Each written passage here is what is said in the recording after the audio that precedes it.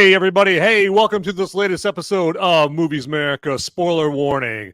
And this episode is just for you, okay? If you want to talk all about the movie, talk to me, okay? And I welcome especially my fellow movie maniacs, yes, and my fellow freedom-fueled film fanatics. And with today's episode, we are going to get into a horror movie from Down Under, okay? Yes, it's they're going to be spreading Vegemite all over the bread. There in Australia, as we go over a movie from Great Down Under. Okay, all right. Yeah, my terrible Australian accent. I know. I'm going to stop doing that right there. So it'll be the last time I do that. Well, I'm gonna try to hold myself to that. Okay. But hey, everybody, I'm your humble host, Van Ebert, here for this Movies Merica spoiler warning episode. And yeah, this is your chance. This is your chance to talk to me, comments, questions, whatever, via the live chat, all about this Australian horror movie of Talk to Me, okay? And so I always do like the spoiler-free review for a movie on Sundays, okay? And then the following Thursday, I do this spoiler warning show you're watching right now to give everyone who's seen the movie, or everybody who doesn't care about the movie being spoiled, a chance to live chat with me, and then I can live chat back with you. Any kind of questions, comments, whatever you have about the week's movie. And this week's movie is Talk to Me, okay? And so, yeah, you just got a live chat through Rumble, okay? If you're watching on Rumble, you're going to see like a live chat probably down around that area, down there. Okay, just look for the live chat box, or on YouTube. You can live chat with me there as well. If you live chat with me on YouTube, I can put your comment right there on the screen, right there. Absolutely. So you get a little notoriety. You get to be famous there for a few seconds. And yeah, just talk to me. Comments, questions about Talk to Me. I want to hear from you. Okay, I'm not just doing this for myself. I want to hear from you about this movie, okay? All right. Hey, so before we get too far into the episode here, let me give you guys something to dance to.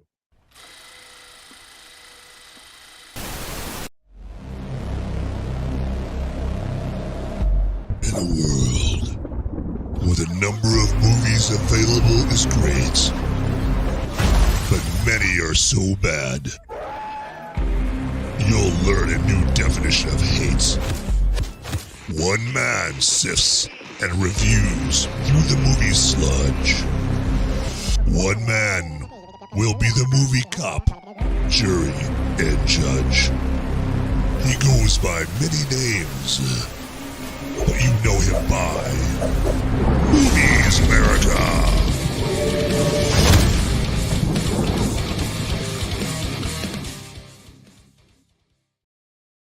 Yep, absolutely. Come on in, everybody. Glad you guys could join me.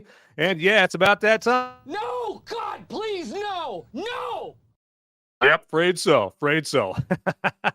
It's Thursday night. It's almost a weekend, everybody. It's almost a weekend, okay? For most people, okay? If you got one of those odd jobs where you work like, Wednesday through Tuesday or whatever, like, hey, you know what? Much mourning to you. My condolences, okay? So, but for most regular folks, Monday through Friday, we are on the cusp of another weekend. And so what better way to say hi to the impending weekend than to join me for this Movies Merica spoiler warning episode for just going over, again, this Australian horror movie all about Talk to Me, okay? And so, yeah, let's get right into it. Why not? Let's, without further ado, let's check out, let's get a little further. Let's do a little dissection, a little autopsy on the movie Talk to Me. So now, you guys know that this movie is all about Mia as the main character, okay? And her mom died a couple years ago. So on the day that this movie starts, it's like what she calls her mom's Remembrance Day, okay? So because her mom died a couple years ago, and so she's down in the dumps, okay? All right, she's not feeling too hot, and she just needs a little cheering up. She needs something to help forget her grief, and her and her old man aren't getting along too well. Okay, they are definitely not on speaking terms, and when they do speak to each other, it's chilly. My God, it's pretty bad, So, it's their whole relationship pretty much just goes. She's gone from suck to blow. Yeah. So, and that's what you get from the very get-go. Her and her dad are not going to be, just sitting at the table, cheering each other on, sharing some cookies, bonding anytime soon, because there's something up with that.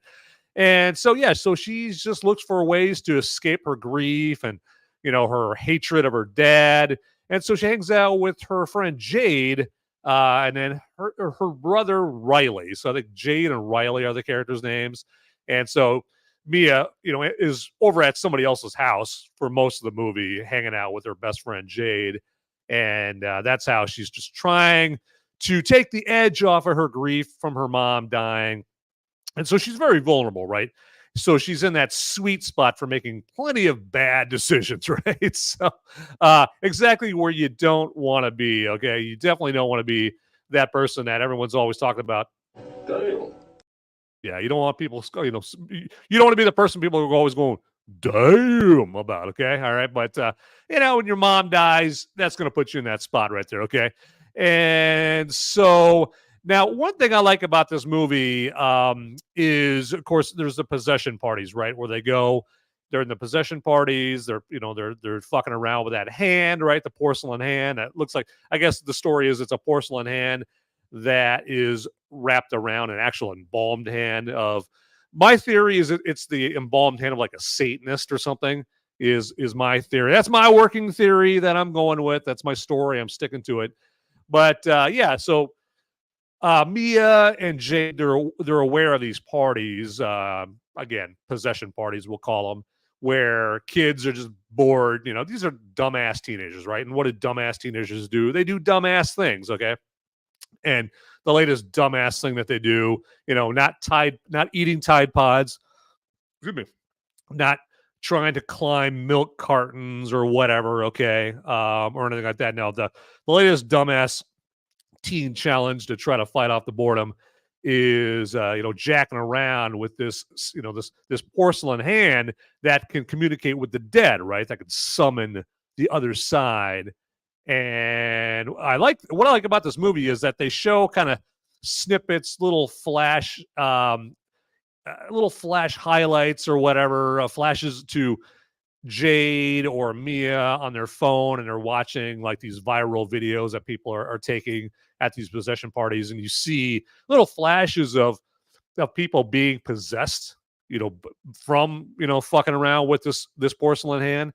And so I like how that just kind of sets up that foreboding feeling, lets you know that, ooh, wow, okay, there's something serious is going on here. And so Mia, of course, gets involved with that, and she stupidly volunteers to jump right on that ceramic hand thing and start jacking around with that. Now, of course, that's not the first foreboding thing about this movie, to let you know, like, this movie is going to go into some serious horror movie shit. Okay, we saw the entire opening scene, right, where you've got this guy and he's looking for his brother. I think his brother's name is Duckett. I think I'm might have that all fucked up, but yeah, he basically starts out with this guy. He's walking into a party, right? That's the very beginning of the movie. He's walking into this party because the people that are hosting the party have called him to tell him, hey, get over here and get your brother. Your brother is like, raising hell. He's acting all weird, and he's just tearing shit up. And so we need you to come and get your brother, because he is just fucking up this party, and we need you to get him out of there. And so as his brother is walking into the party, he sees people filming what his brother has been doing, because apparently his brother has seen the videos that these people have been taking of his brother wigging out at this party. And so the brother coming to retrieve the other brother is chastising everybody. He's giving them shit, reaming them a good one on the way as he's walking to the party, like, fuck you, how dare you, film my brother doing all this crazy shit for the whole world to see, like, fuck you, like that kind of thing. He's getting on their ass, right? And so then he finally gets to a room where I guess his brother is in there, and his brother's got the door locked, and he breaks into the door, and to get his brother, again, his brother who's been wigging out at the party and I guess maybe like maiming or hurting people or whatever, right? Screaming or just acting generally psycho, right? And so the psycho brother won't open up the door. So his brother looking after him breaks down the door. His brother's like just sitting in there with his shirt off. And so the brother grabs his brother to get him out of the room so he could take him home. And so they get out to like the kitchen area of the party. And so then before you know it, the psycho brother stabs his brother, okay, like in the chest or the neck or something like that, right? And then after he gets done stabbing his brother, he walks outside of the house. And then before you know what's happening, he stabs himself in the eye with a knife or scissors or something like that. I don't know. I'm guessing it's a knife. And obviously killing himself, right? And that's the beginning scene of this movie. So that's when you know, like, wow, this movie, it's going to be that kind of movie. Okay, this movie is not going to screw around. This movie is serious. And yeah, if you don't like this movie, you are a retard. Yep. So, well, it's probably a little too early in the movie to tell that, right? Okay, because that happens like 5 minutes in the movie. So, hey, for all you know, the rest of the movie might suck, right? Now, each of us that have seen the movie, we know the movie doesn't suck. Okay, now you may have a lower opinion of Talk to Me than I do, but I would think most people that have seen this, if not all, think the movie is pretty good. I mean, because it's a movie where, yeah, you just it's not like anything you've seen before, like exactly, right? Okay. It's out there, and it's a movie that makes you think. It really gets into your head, and at least for me, I was thinking about it long after the end credits rolled. Okay.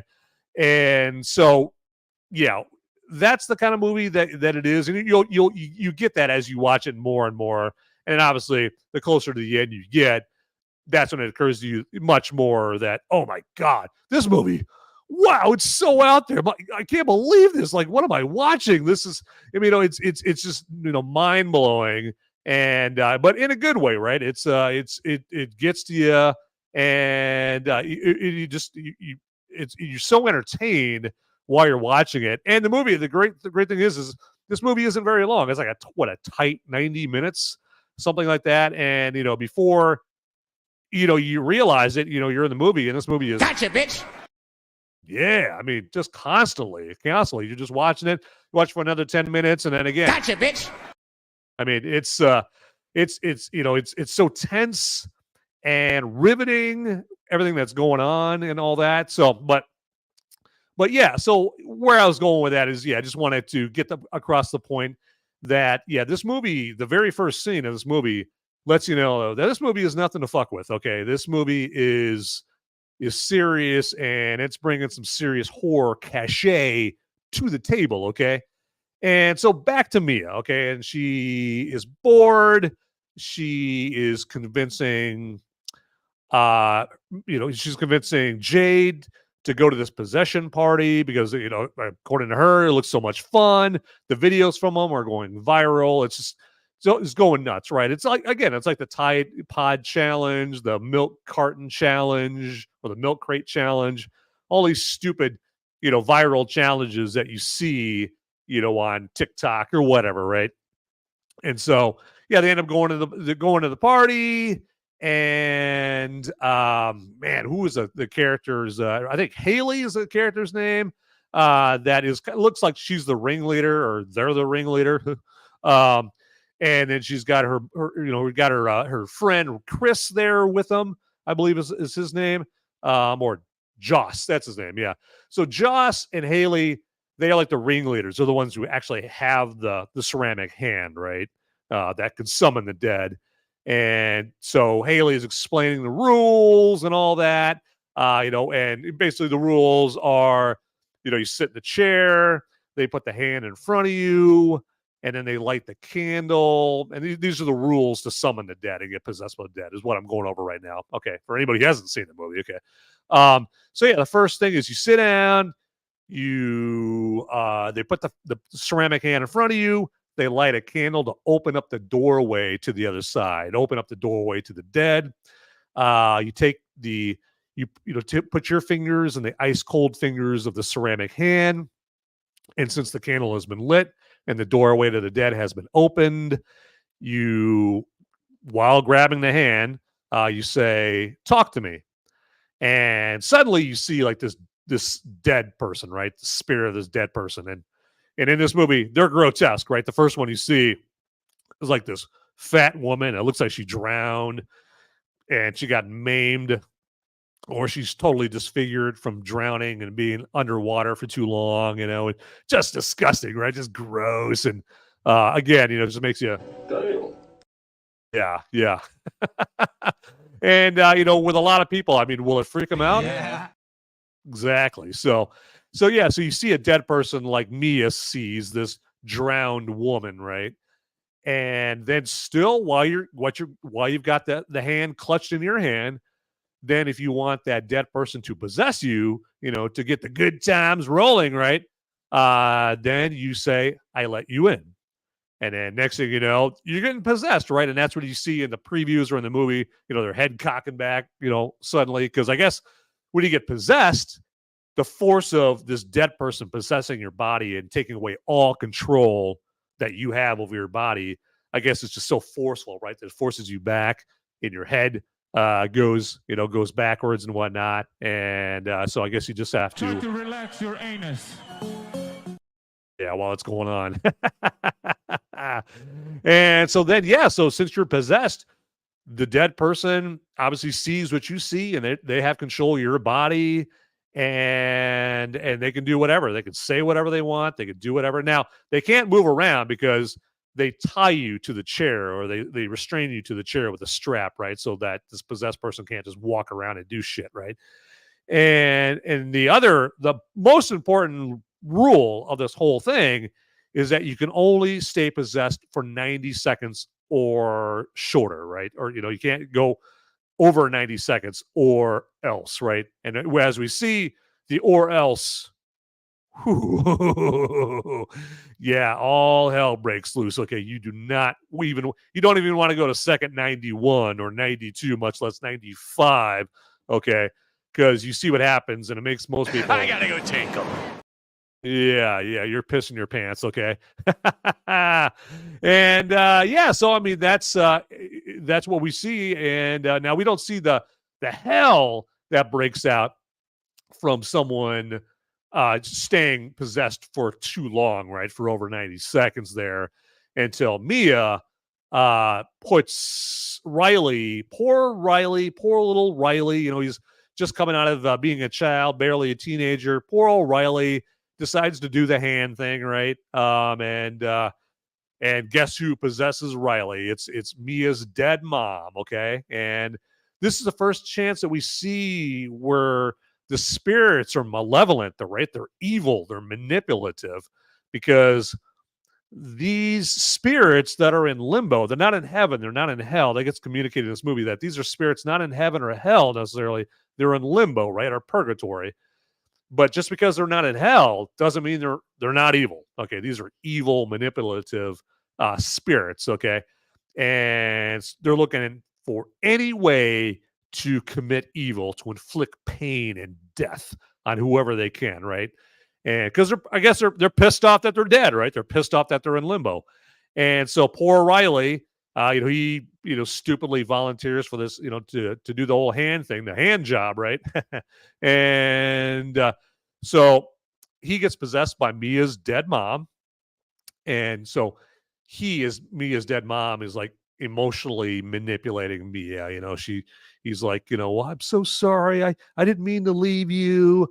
You're my lovely child. Like all these very emotional things that the spirit of her dead mom is saying to Mia through Riley, right? And so since Mia is obviously grieving and misses her mom, she selfishly, when everyone's telling her, "Hey, it's been 90 seconds, we gotta blow out the candle," and Mia selfishly is like, no, I don't care if it's 90 seconds, over 90 seconds, right? I want to stay here. I want to keep talking to my mom. Yeah. And yeah, we see what happens to poor old Riley right there. And yeah, it's crash and burn time.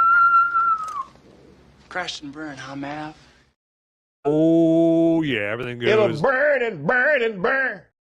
Oh yeah, it's pretty heavy, man. It's pretty intense what happens after that. And so that's that's one of those scenes that just stays with you. Okay. I mean, that's it just remains, just crawls around in your brain. At least it does with me, okay, through that scene right there where Riley has been possessed by Mia's mom, and Mia's mom just wants to just kill Riley, just in the most brutal way, right? Just making Riley like smash his head into the table that he's sitting right by, and just crushing his head and making him like pluck his eyeballs out, and just trying to just inflict as much gory, disgusting damage to him, before killing him. And of course, everyone's freaking out. Oh my God,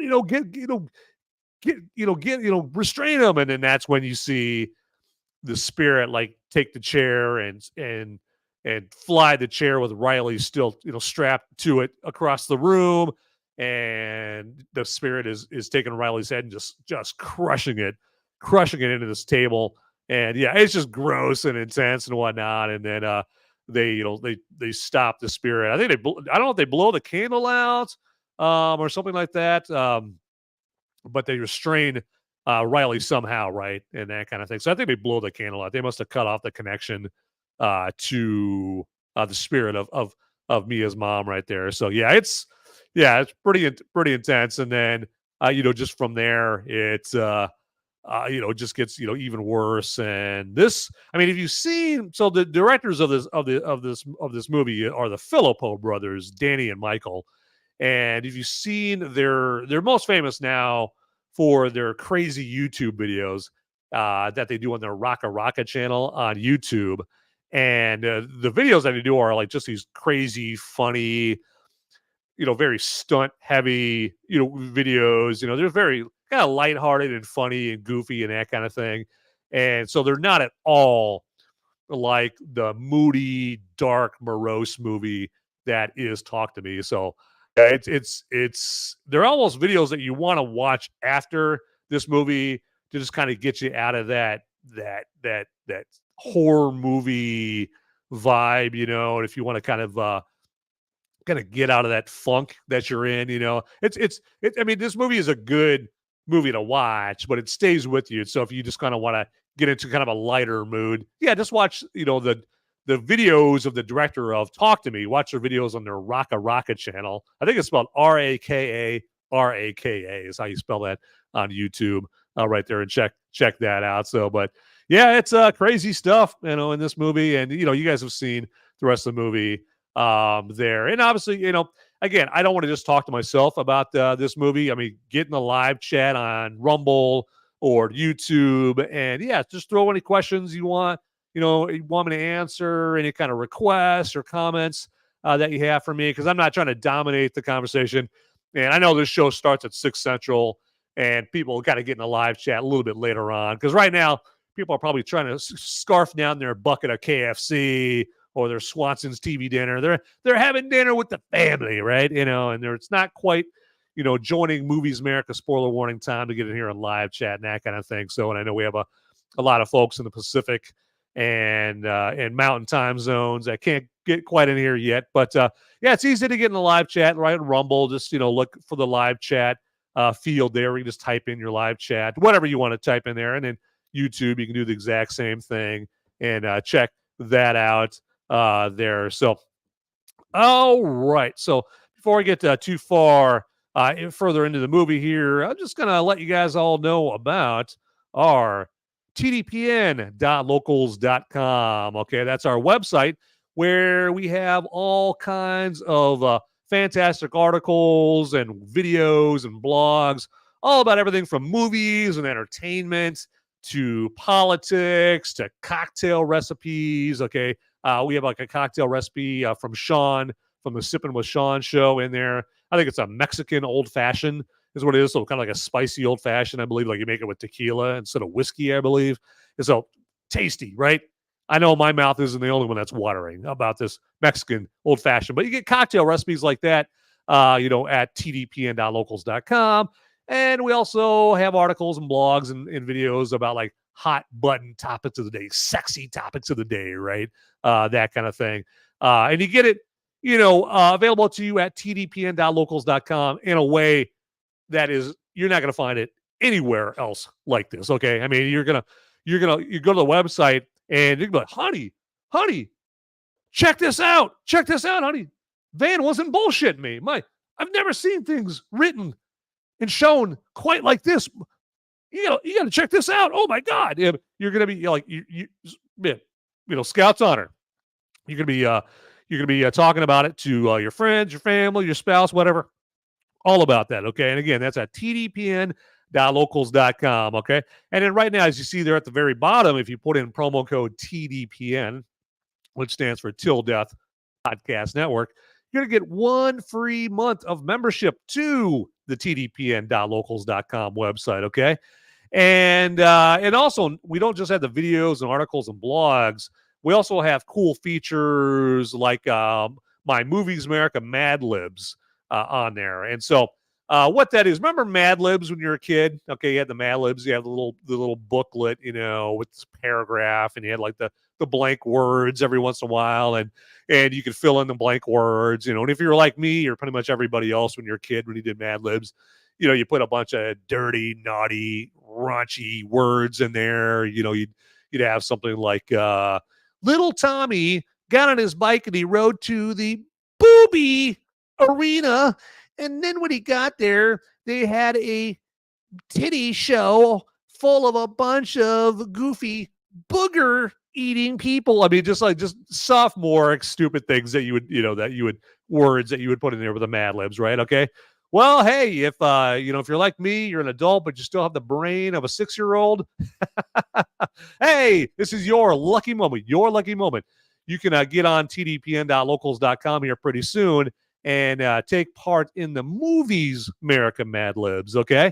And what that is I am writing, I write this script. Okay. Now this is not a script I'm going to submit to Hollywood, or is it? I don't know. It depends on how good you write it. Okay. But obviously, with every movie script, you have characters, right? Okay. So the Movies America Mad Libs is a script that I'm writing, and I have 3 characters that I've written for it. Okay. And then I've already written scene 1, and we did scene 1 like a couple months ago where we finished scene 1. Okay. So we have 3 characters. I write like the first few lines for each of the 3 characters. And then where you come in is you can write the rest of the lines. Okay. You can write more and more lines for each of the characters. So I'm washing my hands of writing for that scene. Okay. And then you take the wheel from there and you write lines for the characters. Okay. And we're writing lines for scene 2. Okay. That's what we're doing for this instance. Okay. And so then what myself and Ian and Sean, the other 2 parts of the unholy trinity of the Till Death Podcast Network, what we have to do is we have to read whatever you write. Okay. We're going to do a live read of the script, scene 2 of the script right here on this show here in the near future. Okay. And we have to read off during this live read whatever you write in the script. Okay. So do your worst. Okay. Get nuts, get crazy. All right. Take out your life's frustrations on us. Okay. So it's your chance to be a screenwriter, to write, help write a movie script. Okay. Which again, hey, you never know. I might submit it to Hollywood. I don't know. I'll probably get, rejected, within 3 seconds.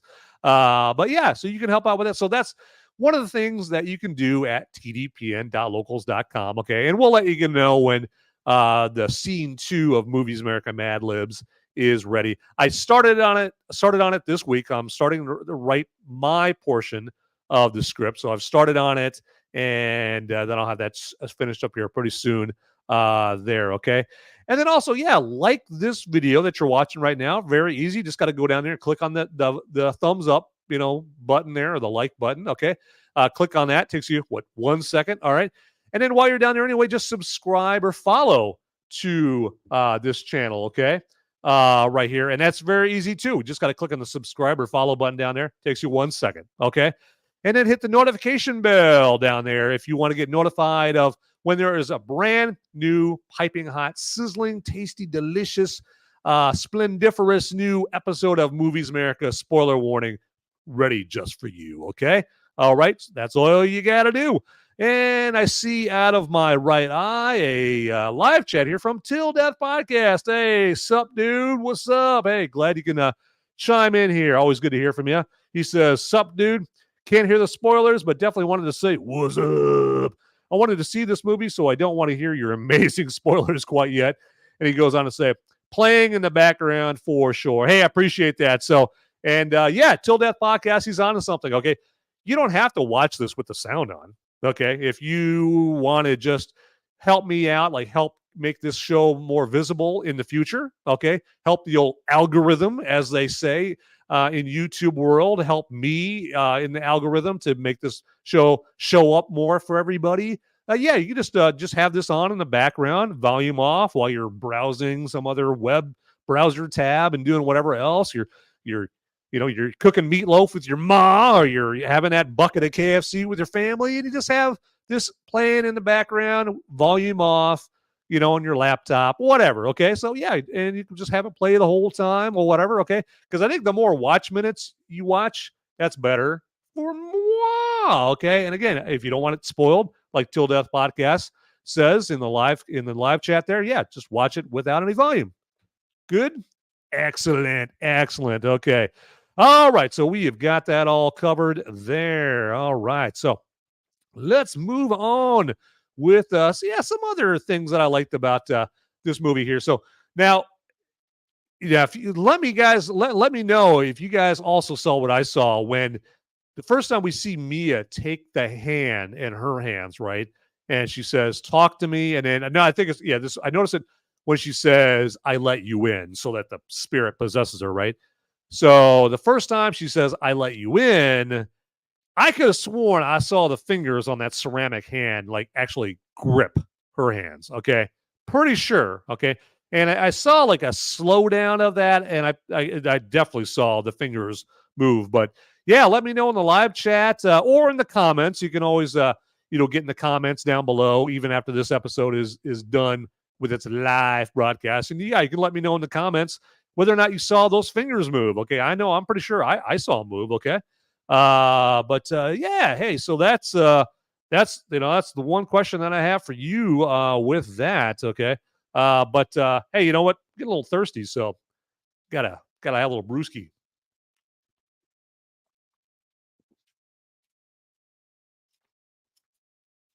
All right.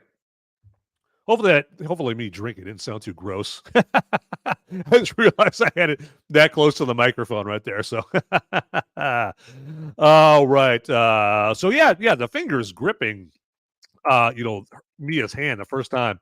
I could have sworn I saw that right there. And then this whole movie. I mean, is it just me, or did this movie have like elements of like The Ring and Flatliners, and then the movie from last year or the year before, Smile? I thought it had elements of all three of those movies, but in a good way, right? It wasn't ripping them off or anything like that. So, yep. Cheers to you, Till Death Podcast. Cheers to you, man. And I mean, because The Ring, it's definitely got that dark mood, that morose feel to it, like The Ring. And how The Ring had the videotape, it had that object of evil that you key in on. Well, this movie has an object of evil, right? It's the ceramic hand surrounding the embalmed hand of, again, what I think is the embalmed hand of like some Satanist or whatever, some witch or something like that, is what I'm guessing is whose hand is in the inside the ceramic hand. And it's like Flatliners, in respect that Flatliners, surrounded some medical students, right? It was like these young whippersnappers. I guess I'm old enough. I gotta call them young whippersnappers. Hey, youngins, okay? They're always getting on my lawn, and hey, they're always TPing my house. These young whippersnappers. So yeah, the young whippersnappers that were in the Flatliners, right? So now they're not so young anymore, but yeah, Kevin Bacon, Kiefer Sutherland, Julia Roberts, Billy Baldwin, Oliver Platt. Okay, that whole crew that we knew in the movie Flatliners, which I think came out in 91. I'm pretty sure. Directed by the late great Joel Schumacher, who also did The Lost Boys and Batman and Robin and Batman Forever and all these other movies there. So, pardon me.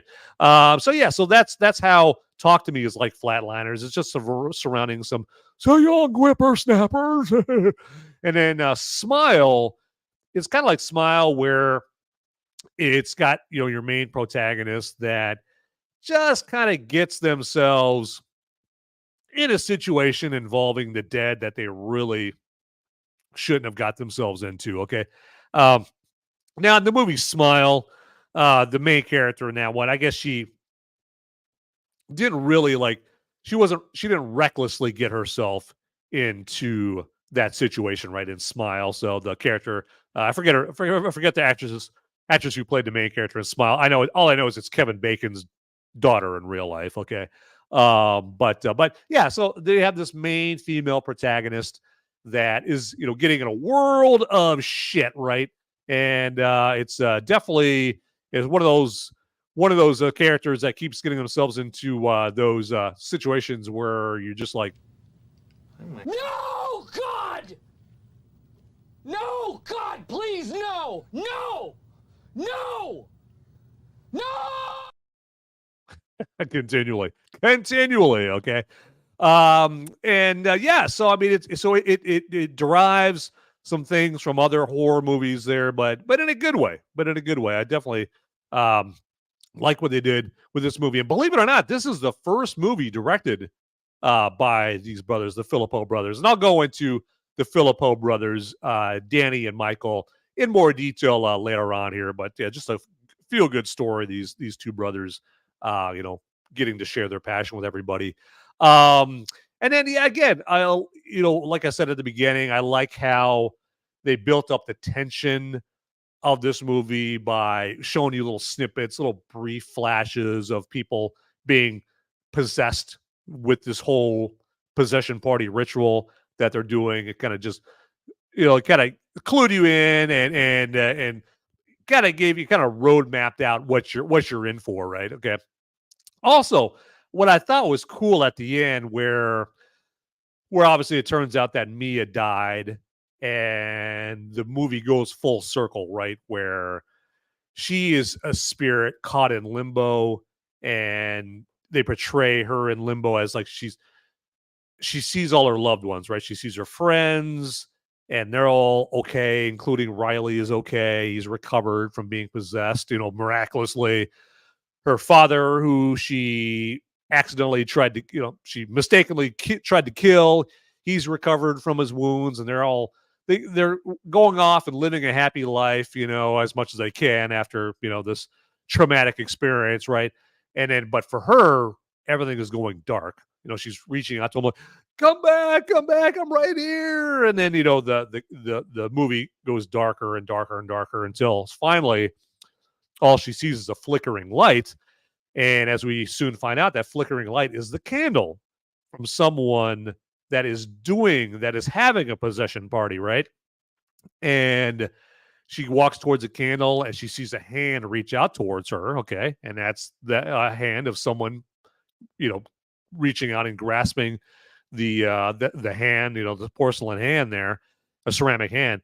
And she goes to grab the hand, and they show her hand grabbing the other hand over the candle. And then that's how the movie ends. But before the movie ends, you hear the person that is at the possession party on the other side, right? Okay. And they're speaking some foreign dialect, right? This hand sounds like it's maybe gone to a different country, right? Or maybe it's still in Australia. I don't know. And there's just people of a different dialect that is jacking around, with this hand. And, it just makes you wonder, how did the people with the foreign dialect get the hand in that scene, right? Is there more than one hand? Or has it just been that long since Mia died? Has it been that long since the events that we've seen of this movie since she died. And so this hand has been passed along and has basically traveled to another country.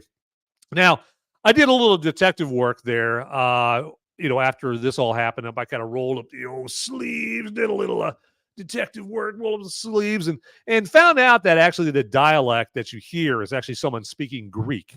Okay. And so, maybe the hand made its way to Greece, or obviously maybe there's some Greek folks that are in Australia. Who knows? But I just thought that was kind of a cool flourish, a cool touch to the end of the movie. Like, whoa, okay. Another thing that makes you ask questions about this movie, okay?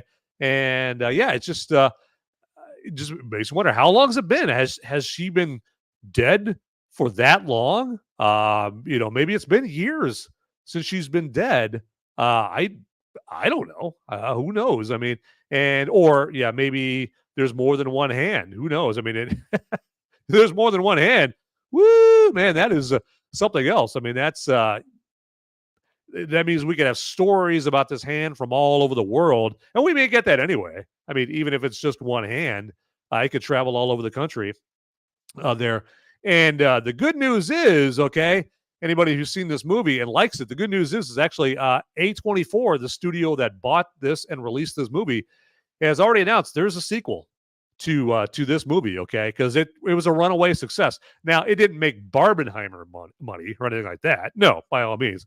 I mean, it's not going to make $1 billion like Barbie or $500 million plus like Oppenheimer.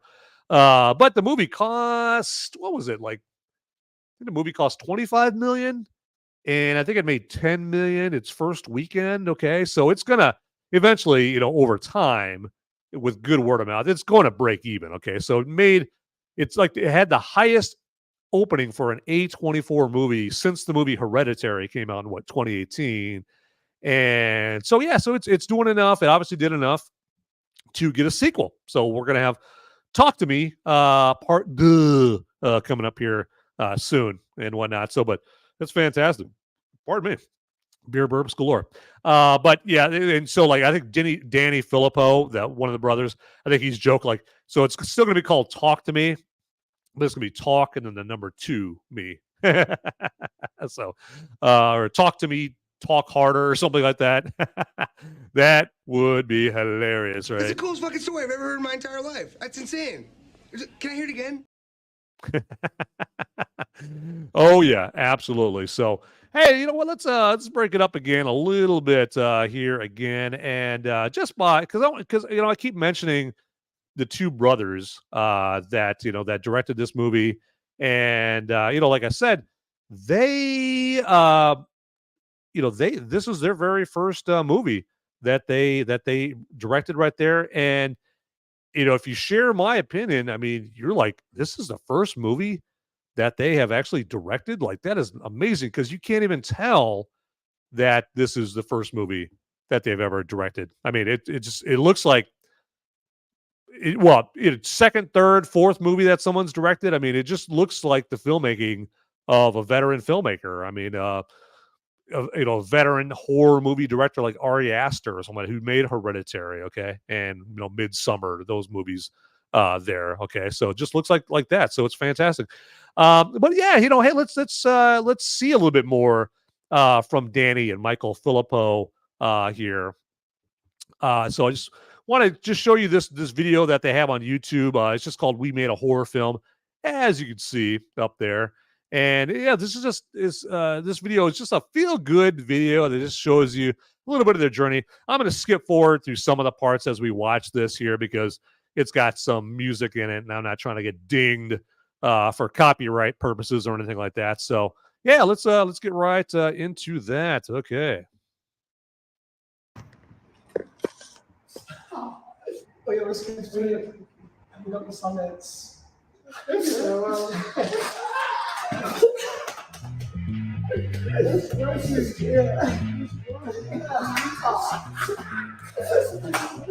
Talk to me's on a Sundance. You can see if you don't know what. Yo, what's up? Yeah, I just want to skip ahead because you never know on YouTube with the music and whatnot. They're pretty anal about music and dinging people for copyright purposes. So that makes me extra paranoid all the time. Squad, I know it's been a minute or a year. We've been busy making a movie, as you can see. If you don't know what Sundance is, there's this thing called the Big Five. And I should mention, this is Michael Philippou, okay? And you'll see his brother, Danny Philippou, who's got like blonde hair. The guy's colored his hair blonde here. But this is Michael right here. it's the 5 most prestigious film festivals in the world. And Sundance is one of them. Thousands of movies get submitted into Sundance every year. And the odds of getting in are like 0.5%. When they said that we got in, we're like... The idea of Sundance is to like expose you as a filmmaker and try and sell your movie. We're premiering at the Egyptian, which is like the iconic theater at Sundance. This is make or break. This is all or nothing right now. If the movie's shit at Sundance, you'll get booed out of the fucking cinema and they throw extras. Hey, stop, win or lose, we're taking it with us. Let's fucking go. Amazing things are happening. Like for right now, in 1 minute, we're about to meet with Atomic Monster, James Wan's company. They made the goddamn Conjuring movies. Oh, want to get us a studio movie. We need a studio movie, all of us. Let's just like Chris. Let's just like Zoe. Everybody and their mother has brought your movie up to me, and I haven't even seen it. We're talking. Means that you guys are gonna have a pretty wild ride. This is that DOP Aaron fucking McCliskey, and apparently we have presents, Danny. You got one of those. Oh my god, look, director. Where's my stuff? Yeah, Joe Bird. I don't think Aaron's got one. Oh, they must have saved it for important people. Let's go. This is the main crew, Aaron. Maybe you're in this. Director, screenwriter. Yeah, no. Aaron, no. He's pretending it doesn't bother him, but it does. No, that's outrageous. The cinematographer's on the other one? Yeah, What the hell? Other films have the DOP, but ours don't for some reason. Snubbed, man. No love for the cinematographer. What is up with that?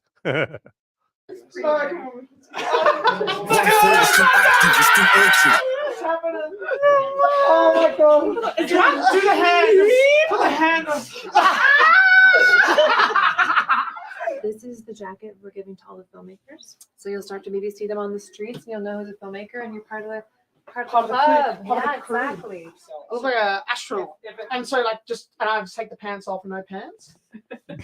I mean, again, totally up to you. And also it's like interesting to see how you choose to create the scares. It's not like you could have used jump scares like in every third scene. Yeah. You didn't.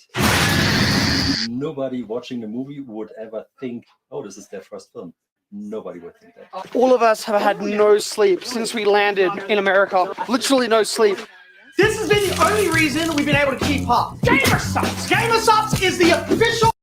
This is just a promo that they're doing here, so just hawking some products. So I'm going to skip right past that. I bet you're going, yeah, thank God. The video. Hey, Danny.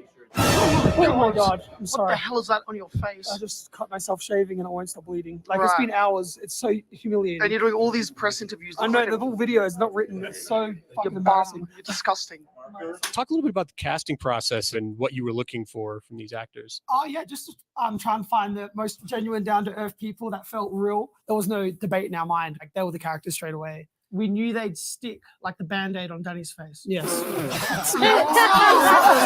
It's just terrible. So many seconds not working. It actually is. It is. No, it's working. It just looks like a wart now. Far away and I'm able to tell. Yeah. But they're doing close-ups. You see my lip. Did you notice? Oh, that's an excellent improvement. All right, we're at Sundance right now doing our press tour for the film, so we're meeting with a bunch of different places. There's a lot of free shit, so that's the main target of today, not to promote the film, but to garner as much free shit as possible. We have 5 minutes. It's down the hill. Let's go! Sundance, one way or another. Older sister Nellie. All right, this is a crazy story. We grew up with about 12 kids around the same age, and our best friends, Tamani and John's older sister Nellie, helped raise us. She kept us away from trouble and always supported our filmmaking. We haven't seen her in over 10 years because she moved from Adelaide to Salt Lake City, where they hold the festival. And she always told us as kids that one day we'd make it to Sundance. You're going! Oh my god, you're here! You're coming! Holy shit! I know! It's like a dream come true for me for you guys, because I was like, you're coming to Sundance one way or another. And it happened on your first film. We haven't seen her in over 10 years, and our reunion is going to be at our premiere at Sundance. It's like a cliched fairy tale. Like if I saw the script of this written, I'd say, the script's shit. It's unbelievable. So how are you feeling about tonight's screening? A little bit stressed out. It doesn't feel like it's just going to be a normal audience. There's so much hype around it from all these different companies, and so it's not like a normal audience just going in and being pleasantly surprised. They're going in like, oh, apparently this is amazing. Well, let's see what's so amazing about it. A24, all the people, Neon, Searchlight, critics, some fans, Sony, all these important people. And it's like, oh shit. The fact that RES is coming is sort of stressful and embarrassing because I just don't think the film is up to scratch of an RES production. We're not allowed in. Wait, hold on. No. We'll try. I texted you. I said, you want a ticket? You fucking non-responding. It's 11 p.m. We have 1 hour until the premiere. There it is. What is it? The historic Egyptian theater, sir. Danny, Michael. Go. Yeah. Now. That guy out so tense. We're gonna be back in 10 minutes. No, you're not. When I got here, I was like, so when's the fucking check happening? Everyone's like, oh yeah, the check. They said, are you in the magazine? No. They're like, are you the line producer, Carly Maker?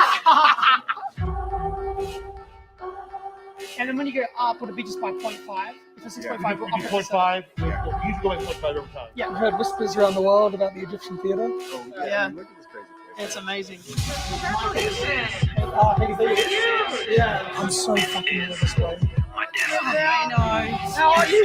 Oh, yeah. This is Nelly. Oh, Nelly.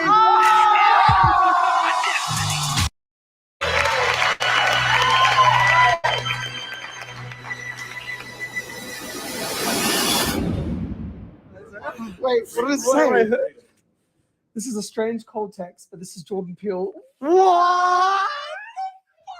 Guys, the reception for the movie has been fucking crazy. All these directors that we've grown up loving are like reaching out to us personally. Jordan Peele, Ari Aster, Steven Spielberg, Stephen King wants to watch a fucking movie. There's been like a crazy fucking bidding war between all these different. All right. So, yeah, you get the idea right there. So, apparently, YouTube has got this stream aired out because of copyright, because of this right here. So, apparently, I wasn't, I probably was careful enough right there. But, yeah, it might not have anything to do with the music in here. So, because obviously, as you guys saw, I didn't have the music playing. At least it might be. They're not even near long enough for them to pick it up right there. So, but they may just not like anybody playing any video on YouTube whatsoever. So, but again, yeah, like as Till Death Podcast says, YouTube blows goats for quarters. Yeah. So, yeah, I think I heard that phrase the first time on The Town with Ben Affleck. Yeah. So, yeah, YouTube sucks ass. So that's why I always say, yeah, you know what? Just watch this show on Rumble. Watch everything Till Death Podcast Network related, Movies America, Spoiler Warning, all the other shows, Whiskey Capitalist Podcast. Well, that one you can only watch on Rumble anyway. But my shows, starting with Movies America, always watch them on YouTube. Rumble sucks ass. Okay. What do we got here? So yeah, there you go.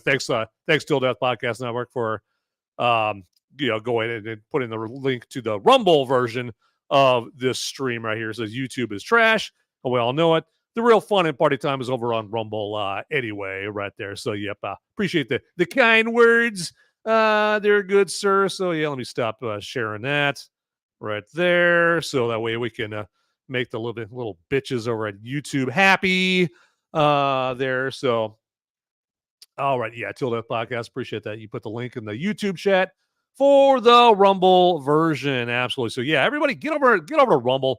Watch this motherfucker over in Rumble here, because those dumb fucks over at YouTube, they piss me off. And I'm not the only one, right? Like you pay attention to the YouTube creator world for that, for that long, for any extended amount of time, and you hear a lot of content creators, bitch and moan about YouTube, rightfully, right? Because my God, they are so fucking anal about their copyright shit. And I get it. Like if I'm sitting here and I'm like playing, like a movie, like full length movie, just all the way through or something like that, or I'm playing a Metallica song because God knows Metallica would be on your ass. Dude, I totally get that, right? That's. But yeah, if you're just playing some video like I did, where it's actually paying homage to the brothers, to the Philippou brothers, bringing notoriety and attention to their movie, So, but they're too fucking stupid to realize that's a positive, of me doing this and playing their video right there. But yeah, that would be Till Death Podcast. It's just a hassle, isn't worth it at all. All right, so appreciate it, Till Death Podcast, for the help on that. Okay, but yes, and just all kinds of good things about this movie. Talk to me here. I mean, Sophie Wilde. What can I say, right? Sophie Wilde is the main character. Mia, you saw her there just briefly in that Philippou brothers expose there, and the one part there, I don't think we played it long enough that you didn't get to see of that video is when they find out that A24 picked up this movie. They bought Talk to Me, and obviously guaranteeing that it's going to be in theaters, guaranteeing they're going to get paid. Okay, they're going to make some big moolah, some mega moolah, some big buckaroonies, some serious clams. Okay, and so then they go to tell Sophie Wilde, who is there with them in Sundance, because that's where they find out about A24 picking up their movie and that they're going to get paid royally, and their creation is going to be seen worldwide. They find that out at Sundance, and Sophie Wilde is, of course, there at Sundance with them promoting Talk to Me there. And it's just a very cool scene and a very heartwarming scene where Sophie Wilde is told by them, hey, A24, they picked up our movie. It's going to be in theaters. And the Philippou brothers are telling her that, you know what, you were going to be so big. Your star is going to rise so high now because, and they're telling her, because all the reviews for this movie, which are positive, are talking about her left and right. She is mentioned so often in the reviews as a highlight of the movie, like one of the reasons that you definitely need to watch this movie. And they're absolutely right. Sophie Wilde as Mia, she's like the heart and soul of this movie. She's the bones of this movie, okay? And she just really, adds the human element to it, and you feel for her. Now, one thing, you feel for her, but also there's times where she aggravates the fuck out of you, and then she pisses you off in some instances. But that's just the way her character is written, right? That's not Sophie Wilde. That's the way her character is written there. And sometimes, you're just, I get offended, into that. Be offended. So yeah, that's on me. I get offended there, but again, that's the way that Danny Philippou wrote the character. And again, like I just said, Danny Philippou, he did write this, but he had some help with this movie. He had some co-writers with it, I believe.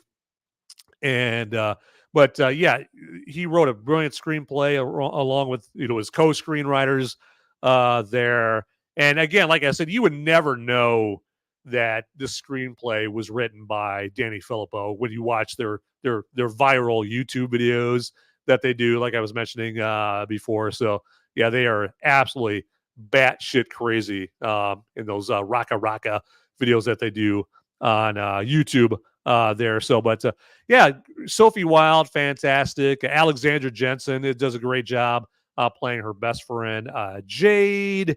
Then you get Joe Bird is the name of the actor who plays Riley.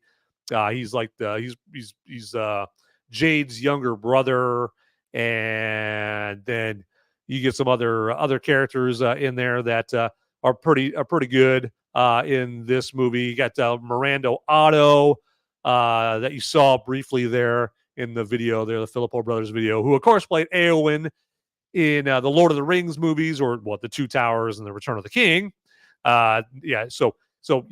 Miranda Otto is like the one name actress or actor in this movie, but some fantastic actors in this movie, and all of them. It's like, and these are unknown actors, but they're so compelling in this movie, and so they really draw you in, and it makes you really care about what happens to the characters, because I mean, there's so many movies, including horror movies, where the characters are just so shallow and one note that you don't give a fuck what happens to these characters whatsoever, So if they get chopped in half, with an axe or ripped apart, with a chainsaw, you don't care. You're like, whatever, they're expendable. But in Talk to Me, these are really fleshed out characters. These are very human characters, and they make you care about what happens to them. And so that's just another fantastic thing about this movie. All right. So, you know what? Hey, you know what? I'm getting a little thirsty. How about you guys? Are you guys getting a little thirsty? Because I think my beer is calling to me, and my beer is telling me it's brew review time.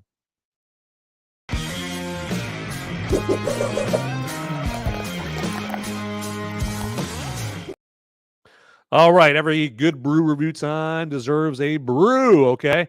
And the brew I'm going to review for you is little Paulaner Munchnen, okay? And this comes to us from our friends over in Munich, Germany. Yes, Motherland, okay? Yes, they make a good beer there in the Motherland, Munich, Germany, okay?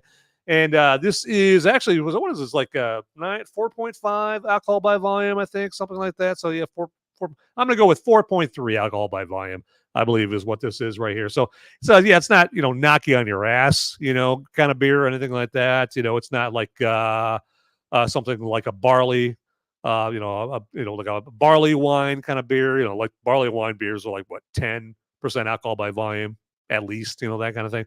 Nothing like that. So here, let me hold that so you actually see the label. But yeah, so again, this comes to us from our friends in Munich, Germany.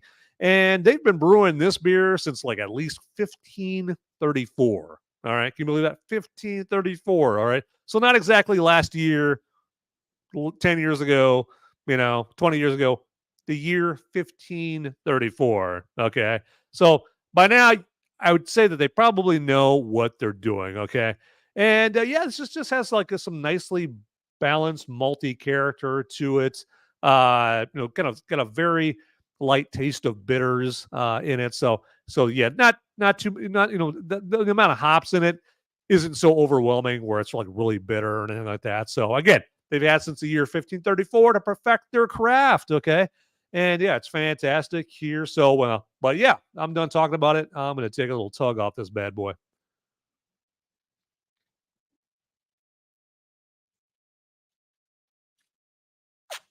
Oh yeah. At least a couple things I can think of that Germans make pretty well. Cars and beer and war. I mean, did I say that last one? All right. Yeah. So, but yeah, get yourself, some Paulaner Munchnen. There, it's just a lager is what it is. And you might be able to get it, where you're at. Now, if you live in some one stoplight town, probably not going to be getting yourself some Paulaner Munchnen there. But if you live in like in a bigger metropolitan area like I do, DFW, you're gonna have like a Total Wine and Spirits store like that, where it's pretty much like the Costco or Walmart of booze. You can find it there. Or even if you live in that one stoplight town, you can go to a website like gopuff.com, pardon me, or drizzly.com and get it there, because those websites are kind of like the Amazon of booze, right? Or at least beer. And you can get some obscure brand like this, or hard to find brand, non-Bud Light, Coors Light kind of brands like this. You can get these kind of beers, drizzly.com, those kind of websites there. GoPuff.com is what I was trying to remember there. And again, I'm not getting any money from those websites. I'm not getting any money from Paulaner at all, so you're getting a legit, honest, there we go, honest review of this brew right here. If it sucked, believe me, I tell you. Okay, but this is pretty good. So speaking of a good beer, take another tug off this bad boy. All right. So, all right. Hey, let's keep this going. All right. Let's keep the train chugging. That's been brew review time.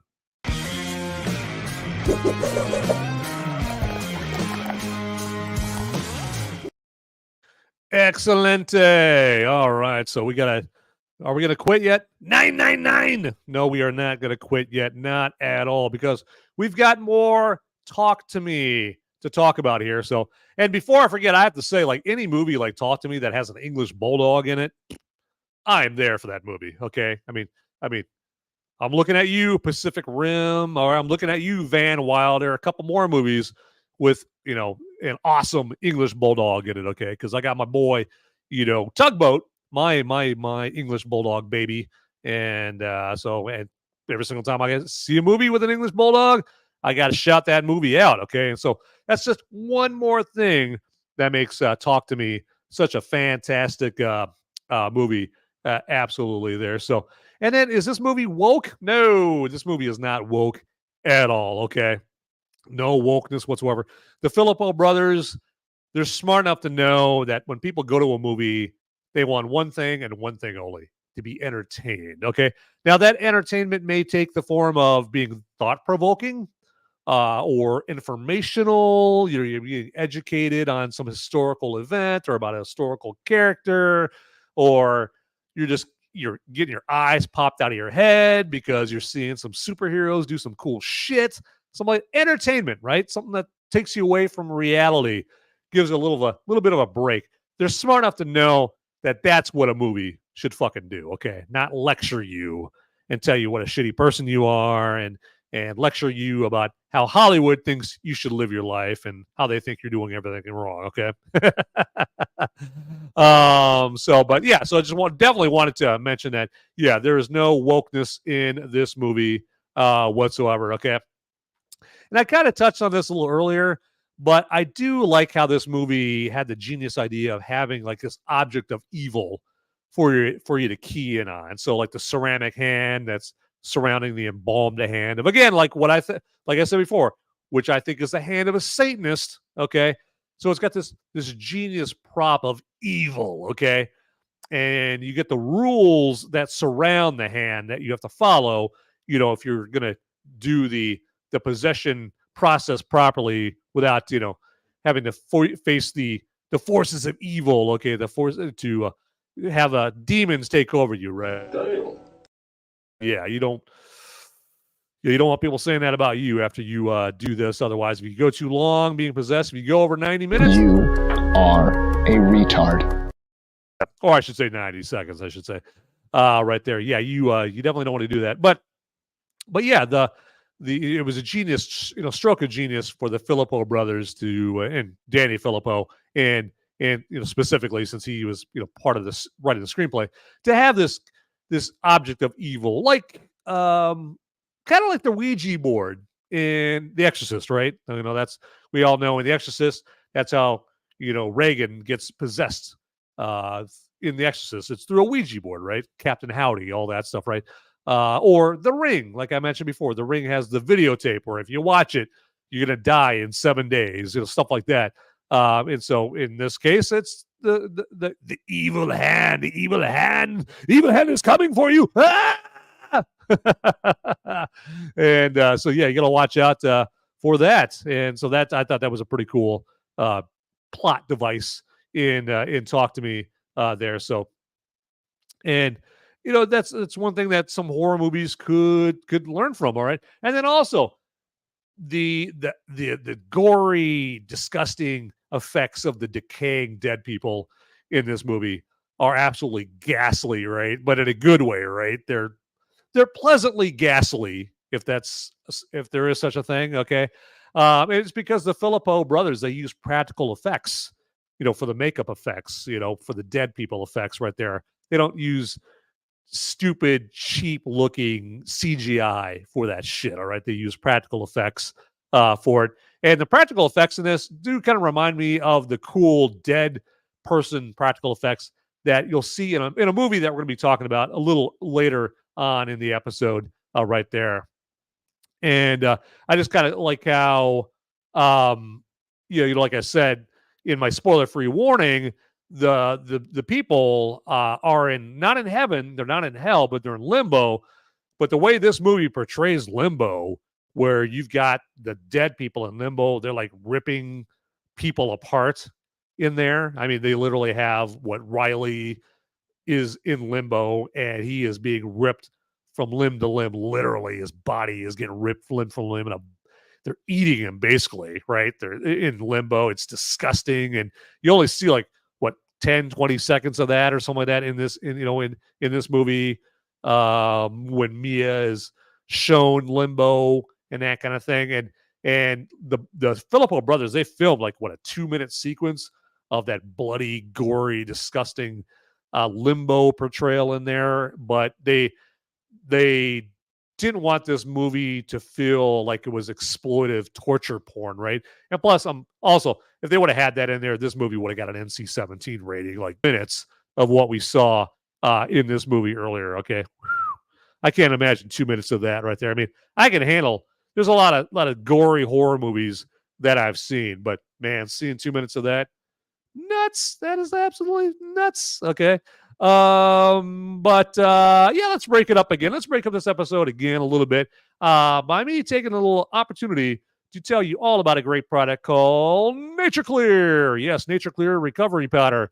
And this product is, it's powder that's going to help you avoid a hangover. That's what this product is all about. It helps you avoid a hangover or take the edge off of a hangover that you get if you drink, too many Polliner Munchins. Okay, so now you'd have to drink a whole lot of these to get a hangover. So they're probably referring more to say if you drink too many tequila shots or Cosmos or something like that, and you're out at the club, you're shaking your booty at the club, and you're having too many Irish car bomb shots or something, and you get a hangover. Well, you want to avoid that hangover, right? So that's why you take yourself some Nature Clear recovery powder. Okay. And so, yeah, you just dump this packet into, say, like 12 ounces of water, like a typical bottle of water, right? Just put this in there. You can throw like some lemonade meal in there if you want as well to make it even tastier. Yeah, you just drink that on down before you go out, and you can have let the good times roll. You can party as hard as you want, and you don't have to worry about a hangover, okay? But have no fear, because if you're out at the club and, you're 14 tequila shots in, you're like, oh, I forgot to take my Nature Clear. Hey, take it easy on yourself, okay? Just take the Nature Clear when you get home, okay? Very easy. Take it when you get home. And when you're crawling out of the Uber, because, again, don't drink and drive. You're crawling out of the Uber, and you're crawling up into your house. Crawl a little further once you get in your house to your pantry and grab yourself your Nature Clear packet and just take it then before you crawl into bed, okay?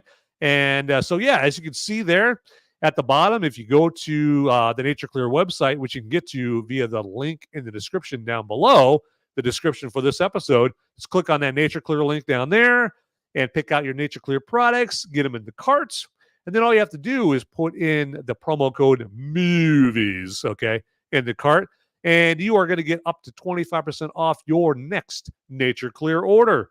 Sounds pretty terrific. All right. Huh, people? Yep, there you go. Excellent. It's going to be fantastic. But yeah, get yourself 25% off your next order there at Nature Clear Recovery Powder. Do it now. Okay. All right. So let's move on there. Yeah, Nature Clear Recovery Powder. Get your hands on that. Okay, so we're going to move on to my favorite segment of each Movies America spoiler warning episode, okay? And that is my Movies America it's on Movies America spoiler warning, but it is the movie military moment, okay? And the movie military moment is a segment where I like to pay tribute to a serviceman or woman that has won the Congressional Medal of Honor, okay? And as you would imagine, what they did to win the Congressional Medal of Honor is something that would basically make your eyes pop out of your head if they put it into a movie, right? Okay, whether it's them taking a flamethrower to like a Japanese, like a bunker full of Japanese soldiers in World War II, or they're in Vietnam and they're mowing down some Viet Cong, while they're flying a helicopter, or they jump on a grenade, they run into a pillbox with a grenade, they kill the enemy. They're just mowing down people with a BAR, that's a Browning automatic rifle for all your civilians. They've got their BAR rifle and they're mowing down the enemy. It'd be pretty cool, right, to see that in a movie, right? It'd be eye-popping. It'd be a very cool movie military moment, right? And so, yeah, just want to pay homage to a recipient of the Congressional Medal of Honor in this movie military moment, okay? And so, rightfully so, the movie military moment is so cool, it deserves its own music, okay? So, let's get that going on.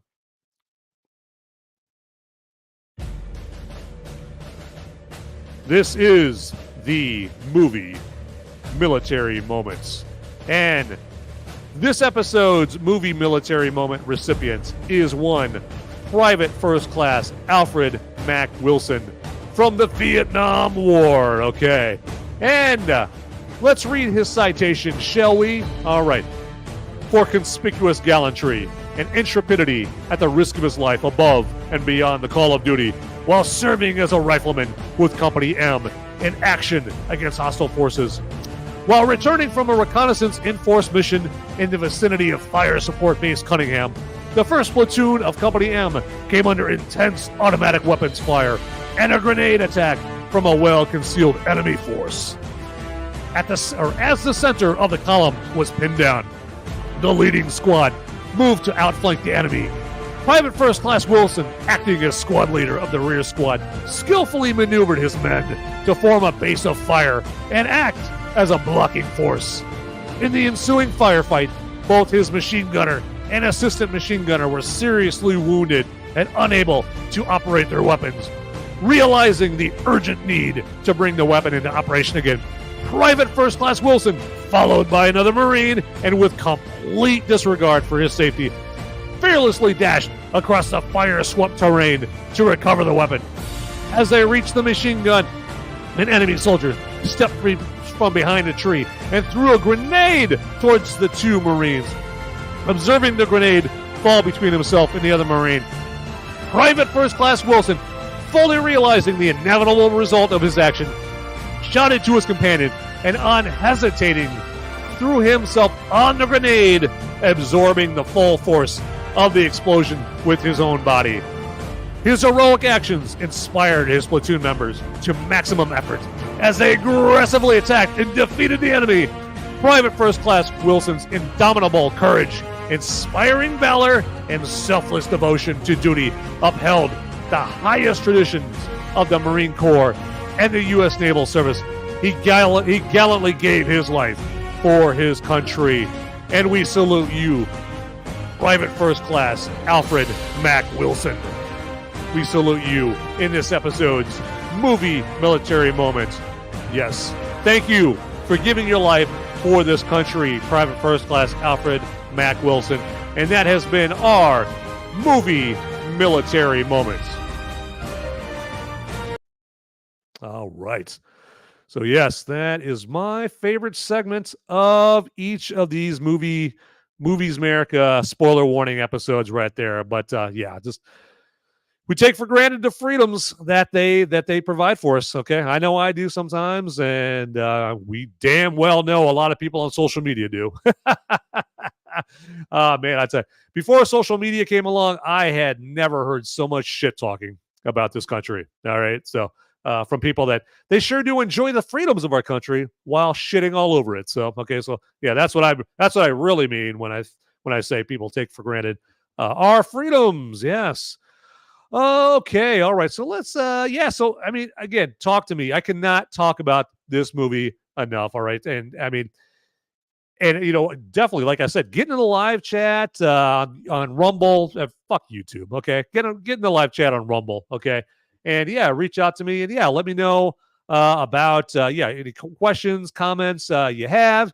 If you're not watching this live, hey, you know, get in the comments down below and comment to me. You know, give me some comments about Talk to Me or any movie. Hey, just go wild, go crazy. Comment about whatever the hell you want down there.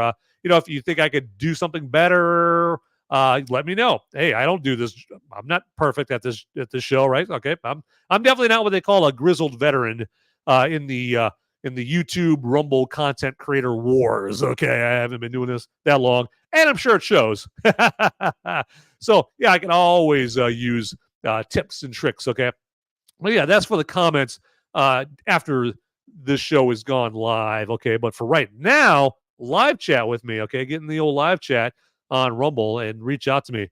But yeah, I mean, this movie is getting the Philippou brothers all kinds of attention from some heavy hitters in Hollywood, right? They mentioned, it briefly in that video. They're getting calls from fucking Steven Spielberg, for God's sakes. Ari Aster, Jordan Peele, America's favorite internet douchebag, Stephen King. I mean, I miss the days, 30 years ago when Stephen King was known as a highly acclaimed horror author. Now he's just a dingleberry on social media there. So, but yeah, the Philippou brothers, man, they are fantastic. And this is a heartwarming story of, two filmmakers that are just taking their passion and blessing all of us with their talent.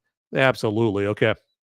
All right. Hey, let's move on to, since I'm talking about a horror movie in this episode, I just wanted to, I saw this as a great opportunity to just introduce you, and maybe you already know about these movies, but just introduce you to 5 obscure, fantastic horror movies. Okay. Now, I say they're obscure because I very rarely, if ever, hear anybody bringing these movies up to me whatsoever. Okay. But they're fantastic, at least in my opinion. Okay. Now you might see some of these movies like, they're not fantastic. They're the exact opposite. They suck dick. I hate these movies. And, hey, we'll have to agree to disagree. You're wrong, but we'll have to agree to disagree. Okay. So yeah, Talk to Me, being a horror movie, provided the perfect opportunity for me to, possibly introduce you to some, 5 obscure, fantastic horror movies that maybe you haven't seen. Okay. So let's, instead of me yapping, let's get this party started. And these are in no particular order. Okay. But this first one is called The Resurrected. Okay. And this is from 1991. And as you can see, this has Chris Sarandon as one of the starring characters in this. So Chris Sarandon, probably the most famous role he was as Jerry Dandridge in Fright Night, right, from 1985. He played the vampire Jerry Dandridge in Fright Night. Now, actually, he's an acclaimed actor because he was nominated for an Academy Award way back in 1975, I think was the year back in the 70s, for Dog Day Afternoon. He was in the movie Dog Day Afternoon with Al Pacino. And but here we go. Fast forward a bunch of years to 1991, where he's in this movie called The Resurrected. And this movie is based on an H.P. Lovecraft novella called, I think, The Case of Charles Dexter Ward. And basically, so in a nutshell, this movie is about the Charles Dexter Ward, as the name in the title of the novella goes. And so he's this rich guy who he comes from old money, okay? And his family has lived in America for centuries, right? And his ancestors were getting into some really evil occult shit involving dead bodies and reanimating the dead.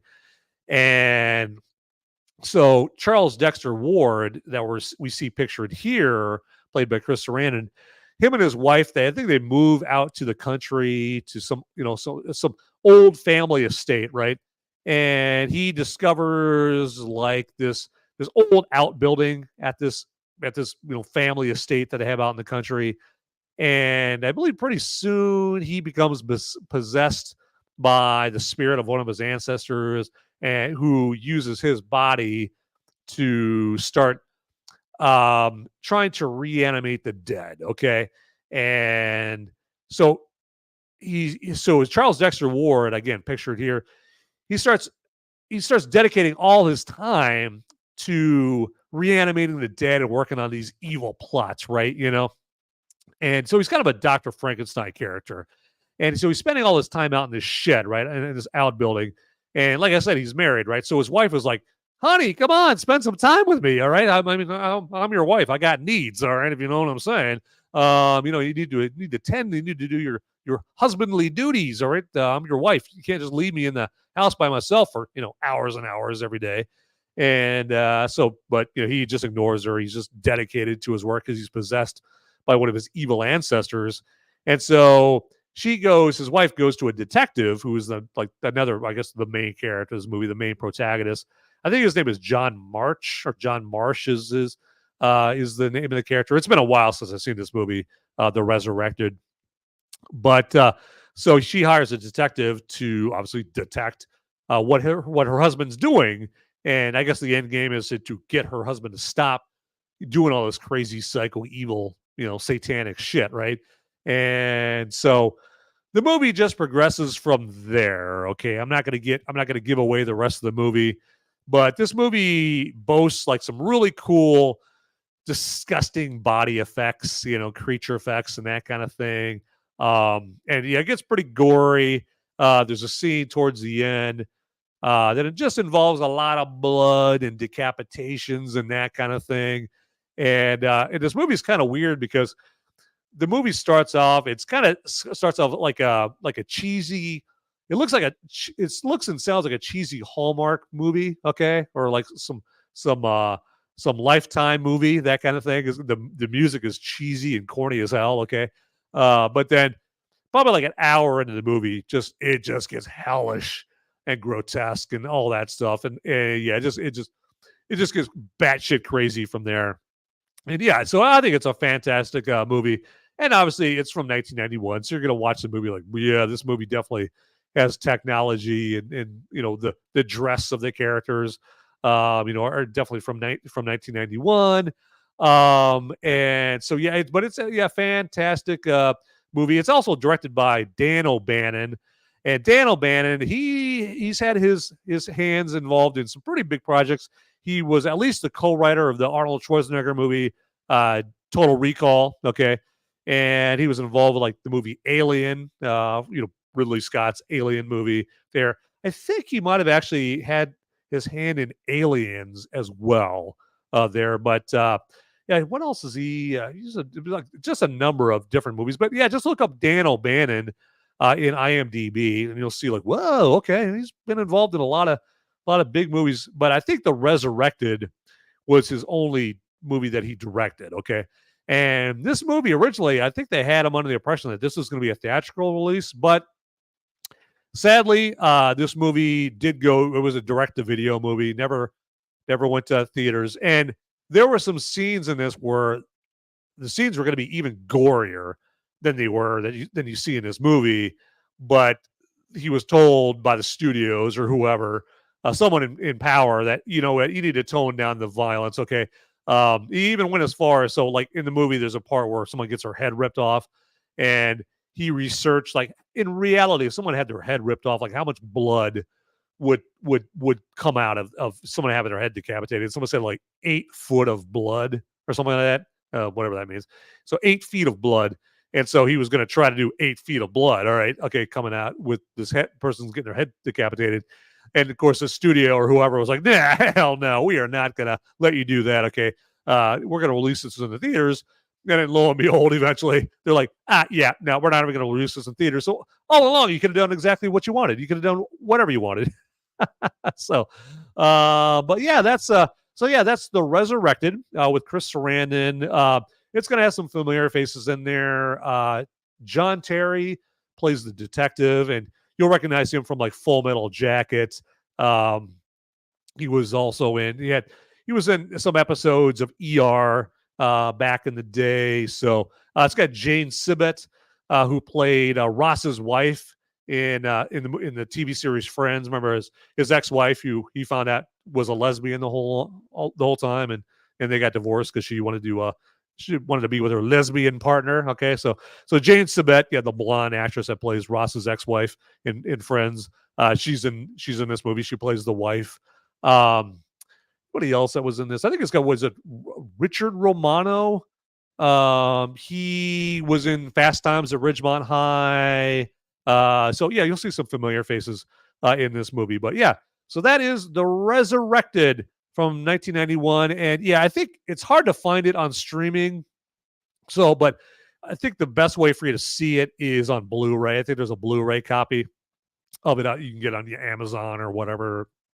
Just Google The Resurrected on Blu-ray. You'll find it. So, all right, moving on. Cat People. Yes, Cat People, directed by Paul Schrader. And this came out in 1982. And now this movie scared the ever-living shit out of me when I was a kid. Okay. Because the first time I saw this movie, I keep wanting to say I was staying in my Aunt Linda's house. And I'm going to guess maybe I was like 8, 9, 10 years old. Okay. So when I was a kid, this is during a period where my parents wouldn't let us have a TV in the house. We couldn't go to movies. We couldn't have a TV. We couldn't go to football games because they were going to this apostolic Pentecostal church which was seriously devout religious. And so according to this church, you were going straight to hell if you ever watched a football game, okay? Or if you watched the movie, okay? The minute you turn on a movie, you just signed your soul over to the devil and you're going to burn in hellfire forever, okay? I hope you really enjoyed watching Star Wars, people, okay? Because you're going to hell for eternity now, okay? So this was during that time where my parents went to a church like that, right? And so we would go on trips to Davenport, Iowa, okay? And we'd visit our relatives down there. And one of my relatives was my Aunt Linda. And so she had no qualms about us like just flipping on HBO or Cinemax when we were at her house. And again, that was a special treat because we didn't even have a TV back home. So we would flip on HBO or Cinemax or Showtime or whatever. And sometimes, and lo and behold, one time we did that, the movie Cat People came on again when I was like a little kid. And it came on. We watched this like not long after this movie came out. This movie came out in 1982, so we probably saw this not long after that in the 80s sometime. And so yeah, this movie scared the ever living shit out of me, like I said before. And because this movie, it's got some pretty good gore in it. It's pretty violent. Definitely not the goriest horror movie that you've seen. But I think the thing that creeped me out about this movie, and even to this day, is that Paul Schrader, the director, he tried to make this movie kind of more of an artistic, sophisticated movie, but a movie that's also a scary movie, a horror movie. Okay. And ultimately that was actually the fault, the cause of its demise. Okay. That was the author of its demise because this movie flopped at the box office. Okay. Because the people that wanted a sophisticated movie, they probably saw it and they're like, this movie's just a horror movie. And the people that went to go see it because they wanted to go see a horror movie, they probably saw it and they said, this is a sophisticated, classy movie. I don't want to see this movie. So it being part a sophisticated movie, part a horror movie worked against it.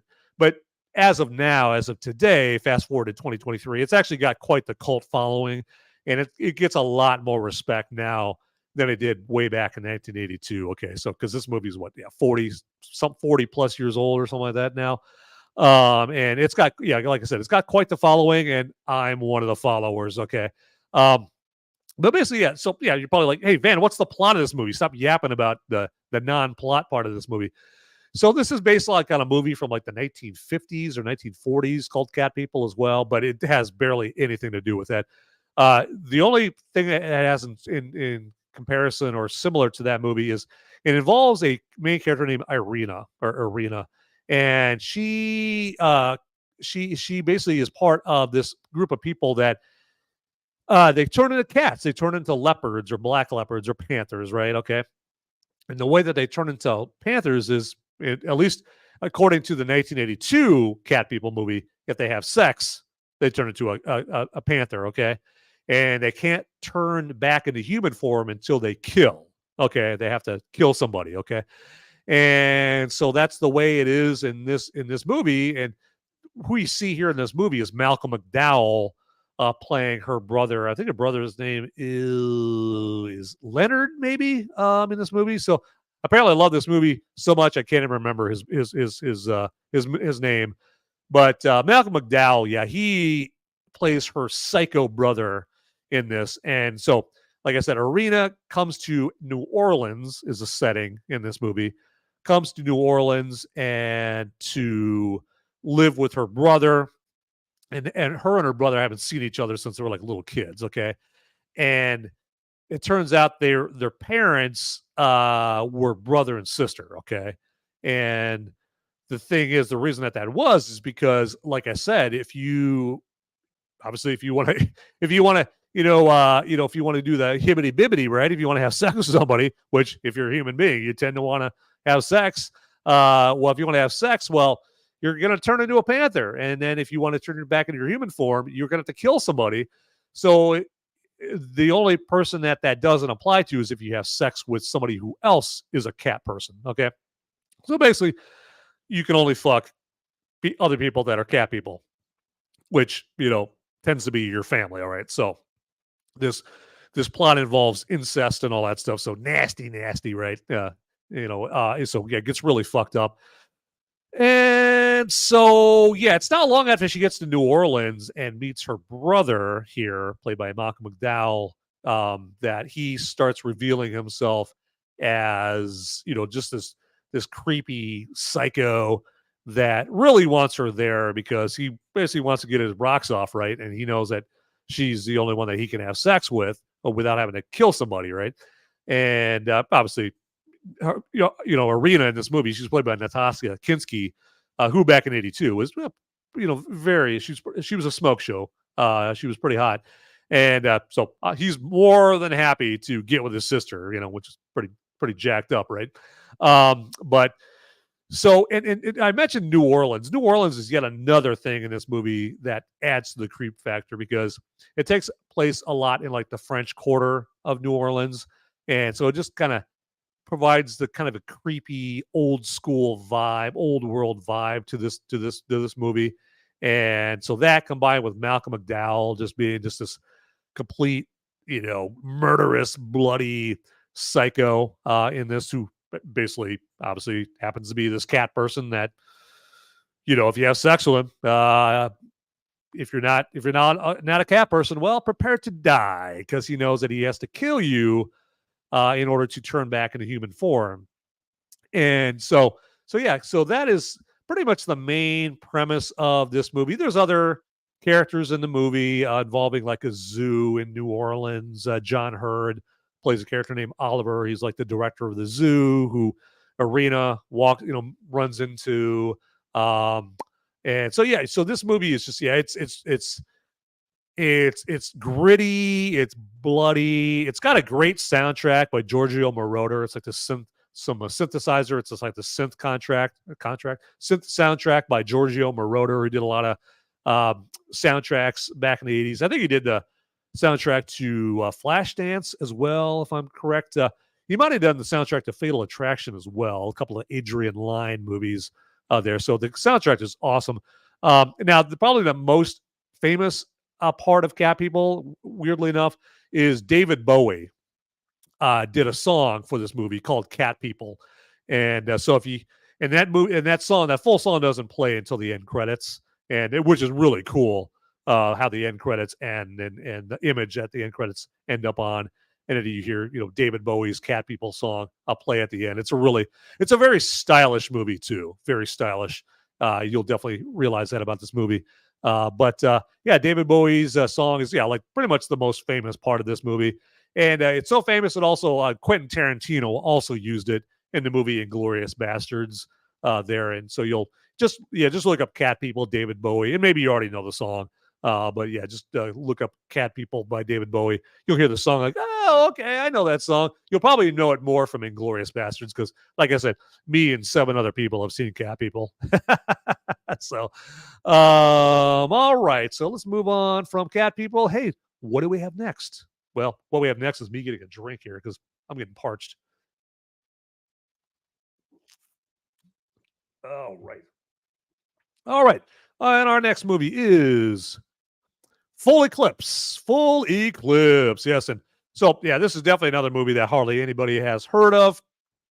And this is a straight-to-video movie. Well, it's not straight-to-video. This was a HBO movie. So I don't know if HBO, I guess HBO still makes, HBO movies. But this is an HBO movie from back in 1993, I believe. And as you can see, it has Mario Van Peebles in this. And so Mario Van Peebles is our protagonist. He's the main character in Full Eclipse. And so it involves him reluctantly joining a group of cops that they're like a vigilante group of cops, and they're led by a character played by, who is it? Not Charles Payne. Bruce Payne. Bruce Payne plays this character named Adam Guru, and Adam Guru, he gives this group of vigilante cops. I think it takes place in New York City.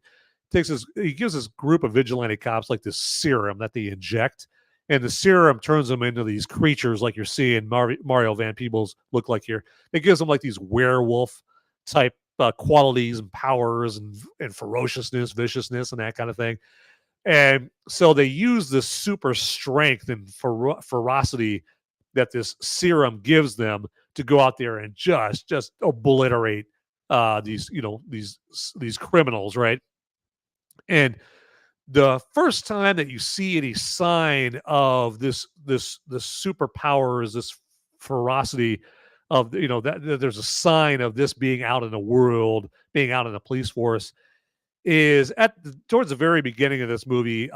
Mario Van Peebles, he's a cop, right? He obviously has a partner, and him and his partner just out on the streets, okay, one day, and Mario Van Peebles is out on the sidewalk, and his partner is like in a donut shop getting some donuts or something like that, and some gangbangers roll up, and they just start laying waste. They just start open fire, with their Mac 10s or whatever on this street, trying to take somebody out, and they're mowing down civilians left and right. Just this big gun battle, this brutal gun assault, right?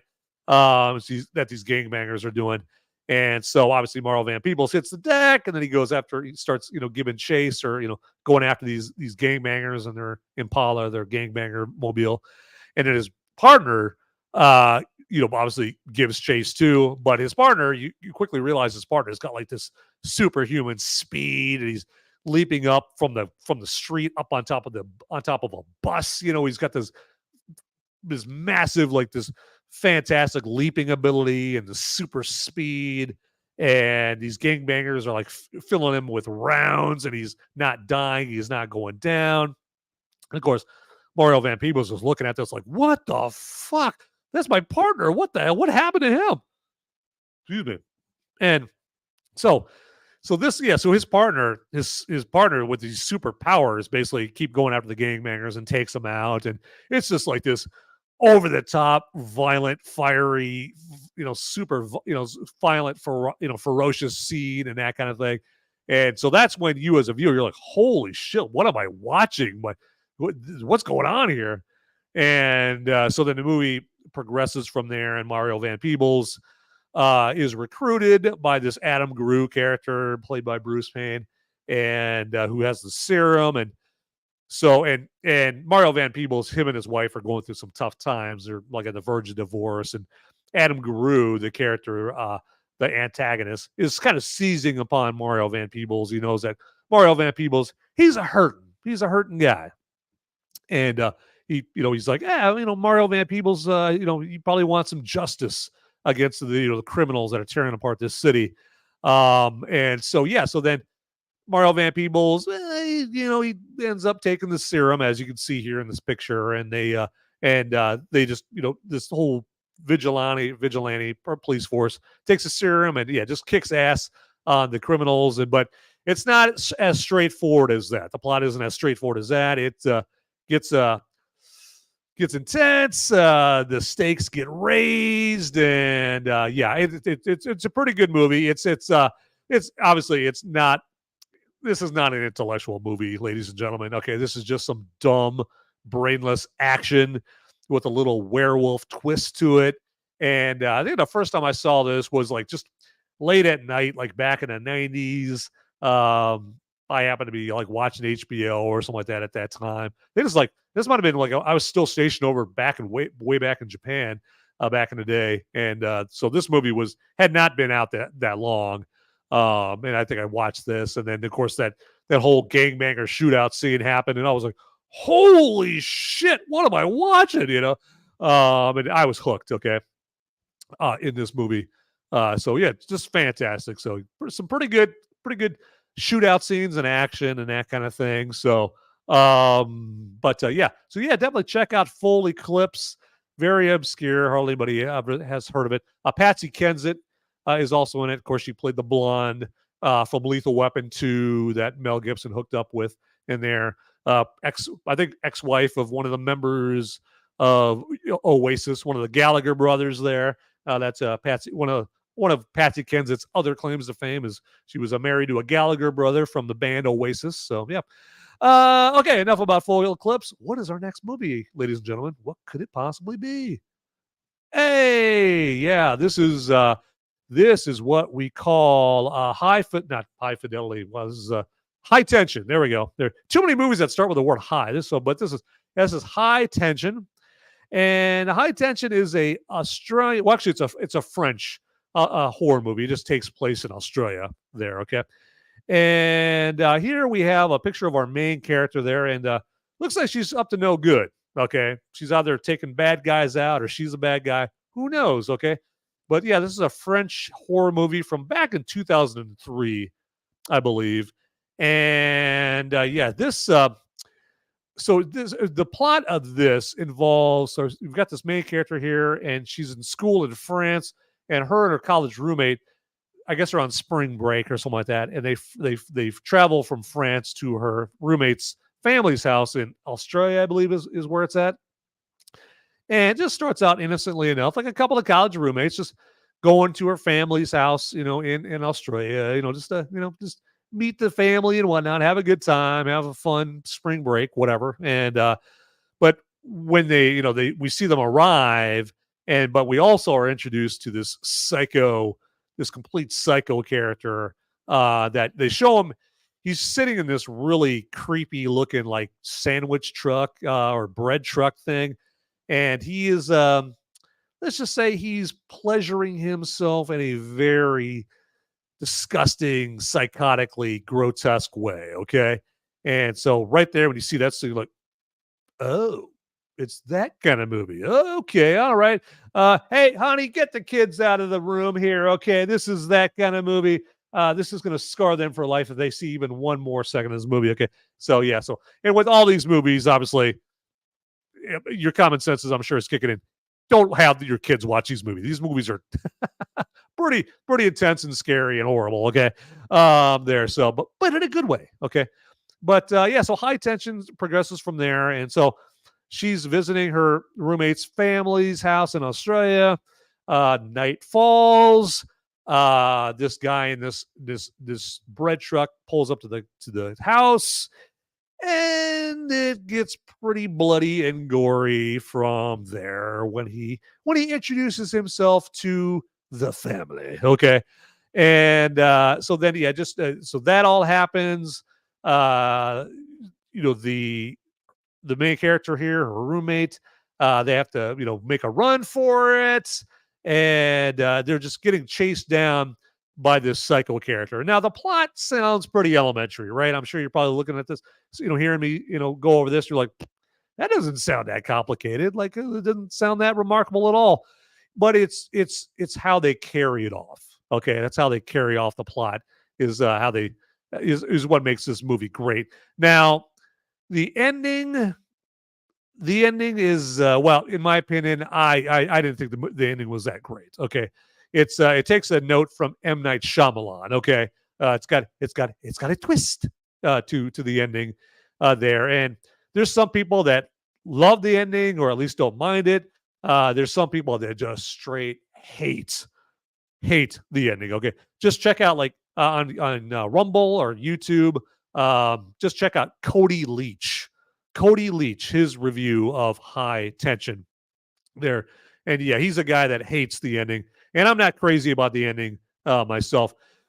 You have to do a lot of forgiving and mental gymnastics to forgive this movie, to make the ending even physically plausible. Okay, but yeah, if you want to watch just a brutally graphic, bloody horror movie that is going to stick with you. I mean, some of the bloody, gory, some of the bloody, grotesque, gory kills that are in this movie will stick with you. I guarantee you. They stuck with me.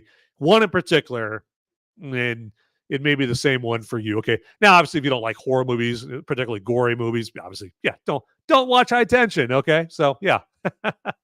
But yeah, so this is like a French-made horror movie, and that's the thing about French horror movies. They do not hold back. Okay. I don't really think they have, like a rating system. I think they have a rating system, but they're much more lenient. Those crazy French people, they're just they would say they're freer and more independent and not as rigid as us Bible Belt Americans, us conservative Christian Jesus loving Americans.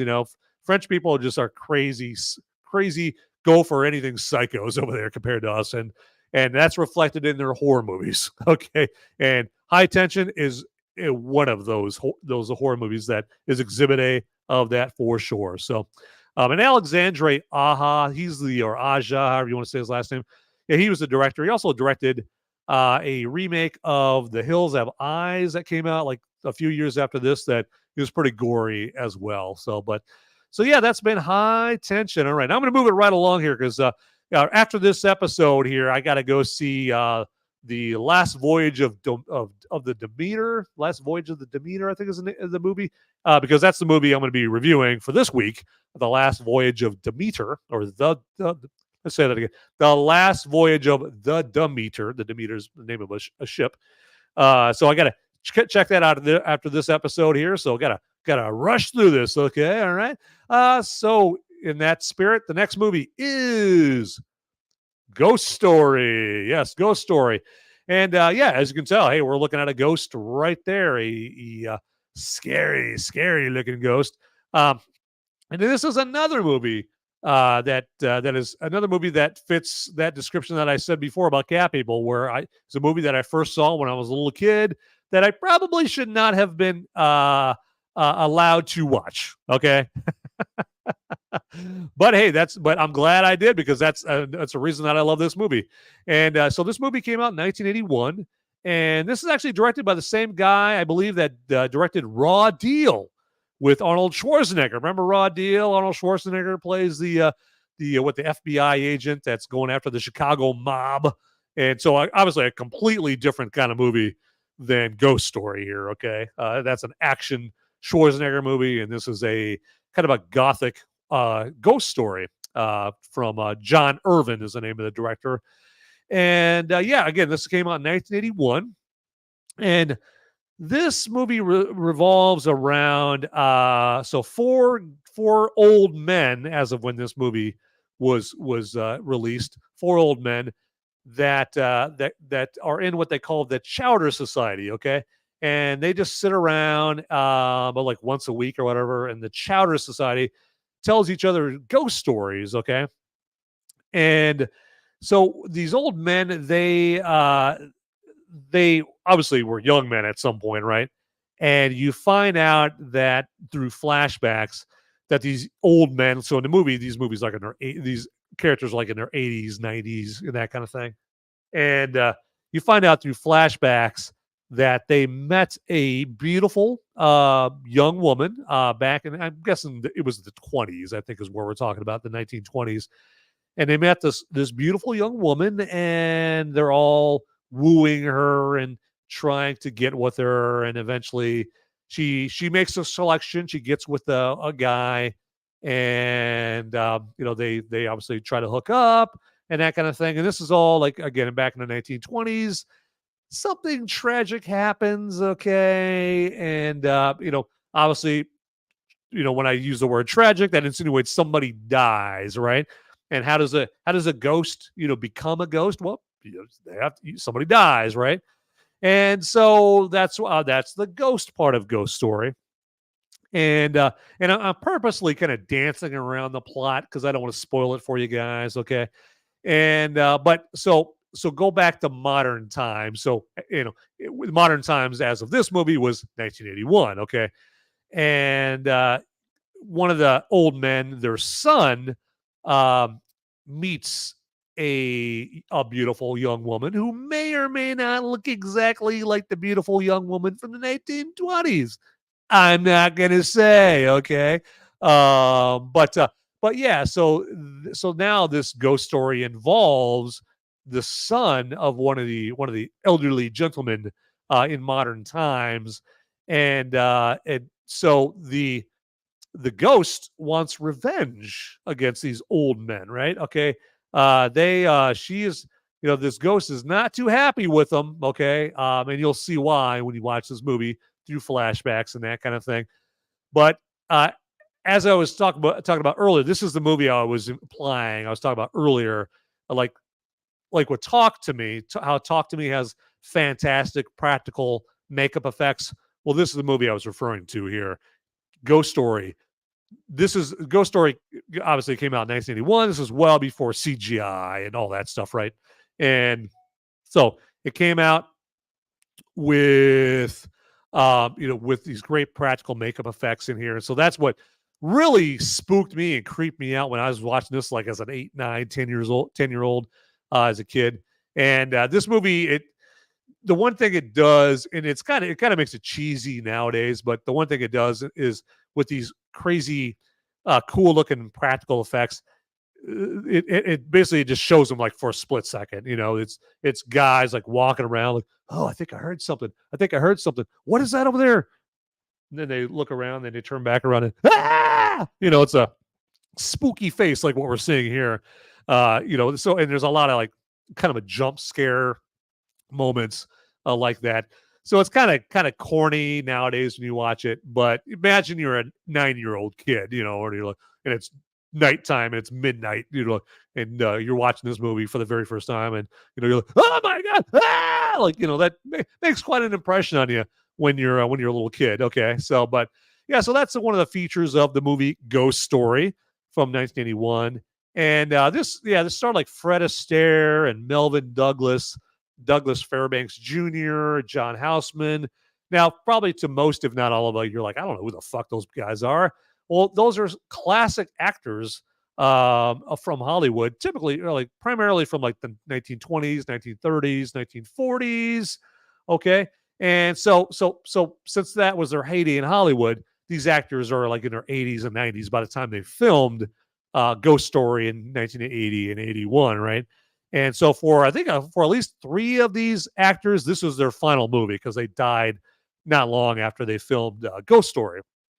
And so that's kind of one of the cool things about this movie is, this is like the swan song for most of these old men actors that we see in this. Okay.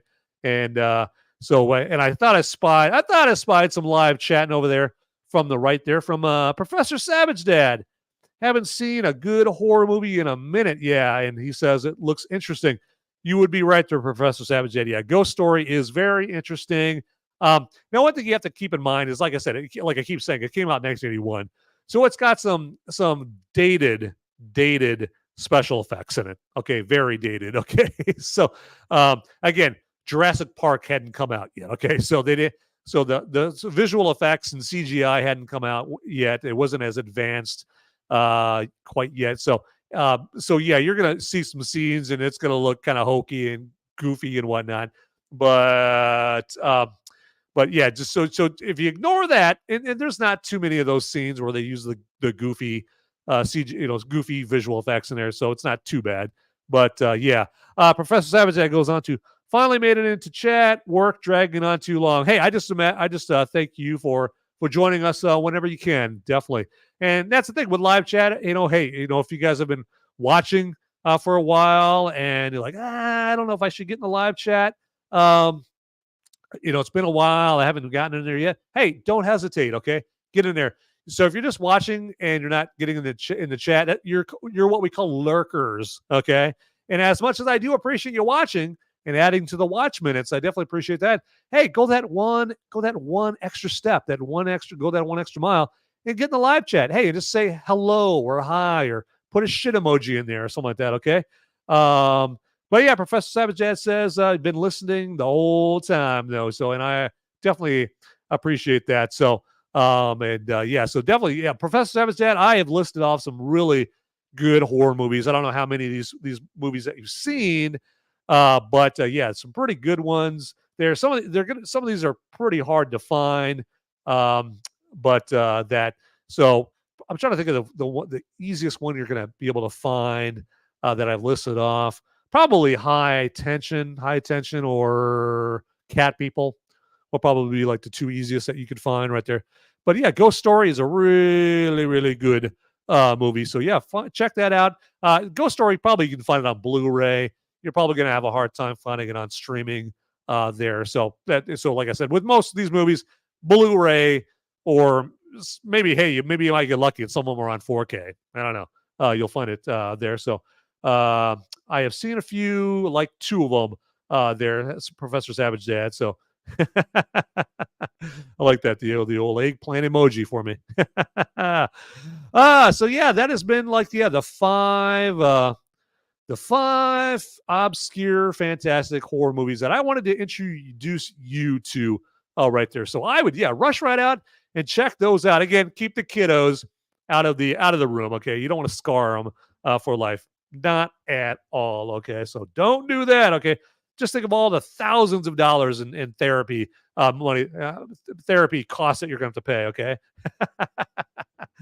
All right, let's check the live chat. See if we got anybody else. For Professor Savage Dad putting in some fantastic live chat work right there. Absolutely. Okay.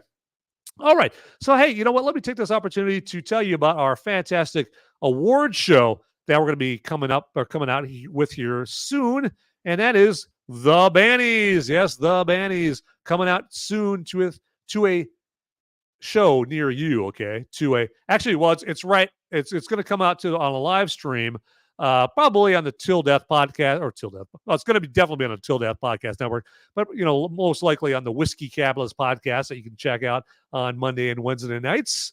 And what are the BANNY'S? Well, the BANNY'S is an award show, as I've alluded to. And so you've heard of the Oscars, you've heard of the Grammys, you've heard of the Tonys, the Golden Globe Awards. Ha! They pale in comparison to the BANNY'S. Okay, this is our award show where you've got cool categories like the most banned sports personality, the most banned TV news personality, that kind of thing. And all you got to do to vote in these categories for the BANNY'S, which I believe there's 6 categories, all you got to do to vote in those 6 categories is click on the BANNY'S link down in the description, okay? And it's going to bring you to a website there where you can vote. And it'll take you like 1 minute tops to vote for all these categories, okay? It's just take you to the website and you just click right through there, okay? And then you can vote as often as you like, okay? So make like it's Maricopa County in Arizona, or the Milwaukee County or whatever, in Wisconsin. Vote as often as you like, okay? Because it's fun. It's hilarious and fun. And then so that's all gonna add up to a winner for each category for our BANNY'S award show coming up here in the future. And we're gonna have awards presenters. We are going to reach out to the winners. So we have like one category where Tucker Carlson could potentially be the winner, and we'll reach out to Tucker Carlson, and I'm sure he's going to get right back to us. Sure he'll get right back to us. Of course. We've got the hens from The View. They're probably going to win. They might likely win a one of these categories. We'll reach out to Whoopi and Joy and Sunny and whatnot, and I'm sure they'll be more than happy to greet us and accept their award. And again, like we're gonna have presenters and that kind of thing. So, but yeah, that has been the BANNY'S right there. So definitely get in there. Don't get FOMO, everybody. Okay, do not click on that BANNY'S link down below, and and you can get to the BANNY'S link like through my my at Movies Merica page, on Twitter and that kind of thing. So Till Death Podcast Network's Twitter page, you can get to it there. I think it's pinned to the top of the Till Death Podcast Network page, or Twitter page, or I guess X page now there. So, all right, that has been the BANNY'S. Yes. All right, what do we got going on here? Let's check out the chats. Let's see what we got here. Professor Savage Dad, God bless you. God bless you, sir. God bless you for being in the live chat. Yes. And we'll get to maybe some others in the live chat as well. Okay. What do we got here? Let's move on here as we wrap up, because again, like I said, everybody, I have got to get and check out the last voyage of the Demeter for next week's show. Okay. So as we wrap up here, let me let you know all about www.moviesmerica.com. And that is where you can check out, that's one place you can check out my audio only versions of my Movies America spoiler-free episodes that come out on Sundays. And that's just one location you can see those at, moviesmerica.com. But you can also check out the podcast versions of my spoiler-free reviews, like on Apple Podcasts, Google Podcasts, Spotify, iHeartRadio, but pretty much anywhere you can imagine podcasts are at, okay, where you can listen to podcasts. And if you listen to the podcast on any of those locations, please, please give it a 5-star rating if you would, right? And then also just follow Movies America on those podcast locations as well, podcast apps. All right, excuse me. All right, moving on. This is just where you can catch me on the old social medias. So you can catch me at Movies America is my handle on Twitter, or X now, okay? And Instagram, okay? And I'm also, if you just type in Movies America on Facebook, I'm there as well. All right. And of course, I told you all earlier about tdpn.locals.com. You can check out our cool articles and videos and blogs there. All right. And moving on to our merch store. Yes. Every great, dynasty like the Till Death Podcast Network needs to have merch. Any self-respecting dynasty will have merch. Pardon me. Those beer burps are getting me. So yeah, if you want our merch, which you should, because Christmas is coming up here before you know it, get to the merch store. You can get like phone cases and T-shirts and yoga pants and keychains and mugs and whatever. Just if your mind can think of it, it is there at the merch store, and it has all our logos from all the shows on the Till Death Podcast Network, including Movies America, of course, Sipping with Sean, Till Death Network or Till Death Podcast, the Whiskey Capitalist Podcast, and we're going to be adding more and more designs to the merch store. But yeah, just get in there and just click on the merch store link in the description, okay, to get your Christmas or Kwanzaa or Hanukkah shopping started now. All right. And moving on. So we've got the handle at Till Death Network at solo.to/Till Death Pod Network. And that's where you can get one-stop shop access to all the links that have anything to do with Till Death Podcast Network, or the links to the locations that have anything to do with the Till Death Podcast Network, if you don't want to have to hunt and peck all over the internet to find all things associated with the Till Death Podcast Network, okay? And then check out solo.to/Till Death Studios. And why would you want to go there? Well, that is if you fancy yourself as a content creator and you want to have Ian, who is the grand poobah, the wizard behind the curtain at Till Death Studios. If you want him to create cool things like the intros that you saw at the beginning of this episode, or the overlay up at the very top that says tdpn.locals.com up there, you get that. The background that you see back over here, okay, to the side, says Movies America. He will create all kinds of cool, flair, as they call it in Office Space, cool flair and flourishes to enhance your content, okay, right there. So, but he's not going to be able to do that for you unless you contact him at solo.to/Till Death Studios. And like you see right there, the guy's a genius, man. I'll tell you, he kicks ass at all that. Okay, moving on, solo.to/I'm Sean Cav. And that's the one location that you can get all the links to all the locations that have to do with everything that our Sean Cav here at the Till Death Podcast Network does. Primarily his Sipping with Sean show that he does every other Friday afternoon, okay? And then I'm sure he's got other links, because he is a fantastic musician, okay?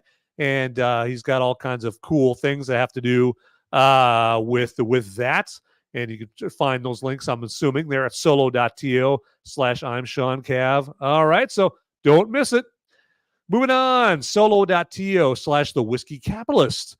And that is where you can find all the links to everything that has to do with the Whiskey Capitalist podcast. Again, that show that comes on at 7 Central my time. Okay, so what's that? 8 Eastern, and then 6 Mountain, 5 Pacific. I might have that right. So that is the Whiskey Capitalist podcast show every Monday and Wednesday nights. Okay, and so the solo.to/The Whiskey Capitalist, probably a good place to get a link to join the show. Or you can just go to Till Death Podcast Network on YouTube, or what? Not on YouTube, on Rumble. Okay. Yeah, because they're on Rumble, because Rumble is the cool place to go to watch content. Okay. Rumble is that cool house that you went to on Halloween and handed out the full-size Snickers bars. Remember that house? Yeah. Where YouTube is like that dorky piece of shit house that handed out dental floss to you on Halloween. Yeah. Screw that house. All right. And then last but not least, solo.to/Till Death Podcast. And that's where you can find any links that have to do with the Till Death podcast, Till Death podcast. There we go. Woo, can't get that up. The Till Death podcast that comes out every other Saturday afternoon. That's at least when it comes out my time, Central Time. That Ian and his lovely wife Jen do, again, every other Saturday afternoon, where they talk about current events and just funnies and all that stuff. Just really cool, interesting things for you to check out from a husband and wife perspective, okay, with the husband and wife flavor. All right, so check that out at solo.to/Till Death Pod. Let me do that again. Solo.to/Till Death Podcast. All right, so enough of that right there, okay. But hey, everybody, like I said, like I always say, get out there, people. Those movies, they're not going to watch themselves. See ya.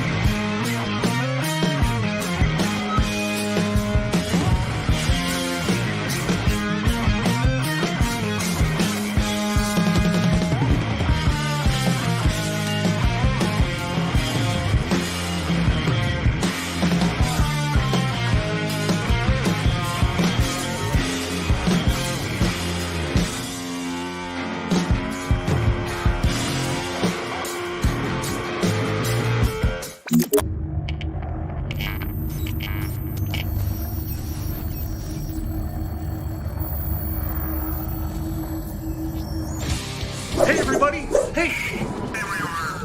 I got the police after me. They're coming after me, okay? But I got just enough time to ask you. Just like this video, if you would, and then subscribe to this channel, okay? I'm gonna be in handcuffs pretty soon. I gotta tell you. And so before they haul me off, make sure you watch these videos over here, okay? And thanks for watching this video and the Till Death Podcast Network, okay? I gotta go.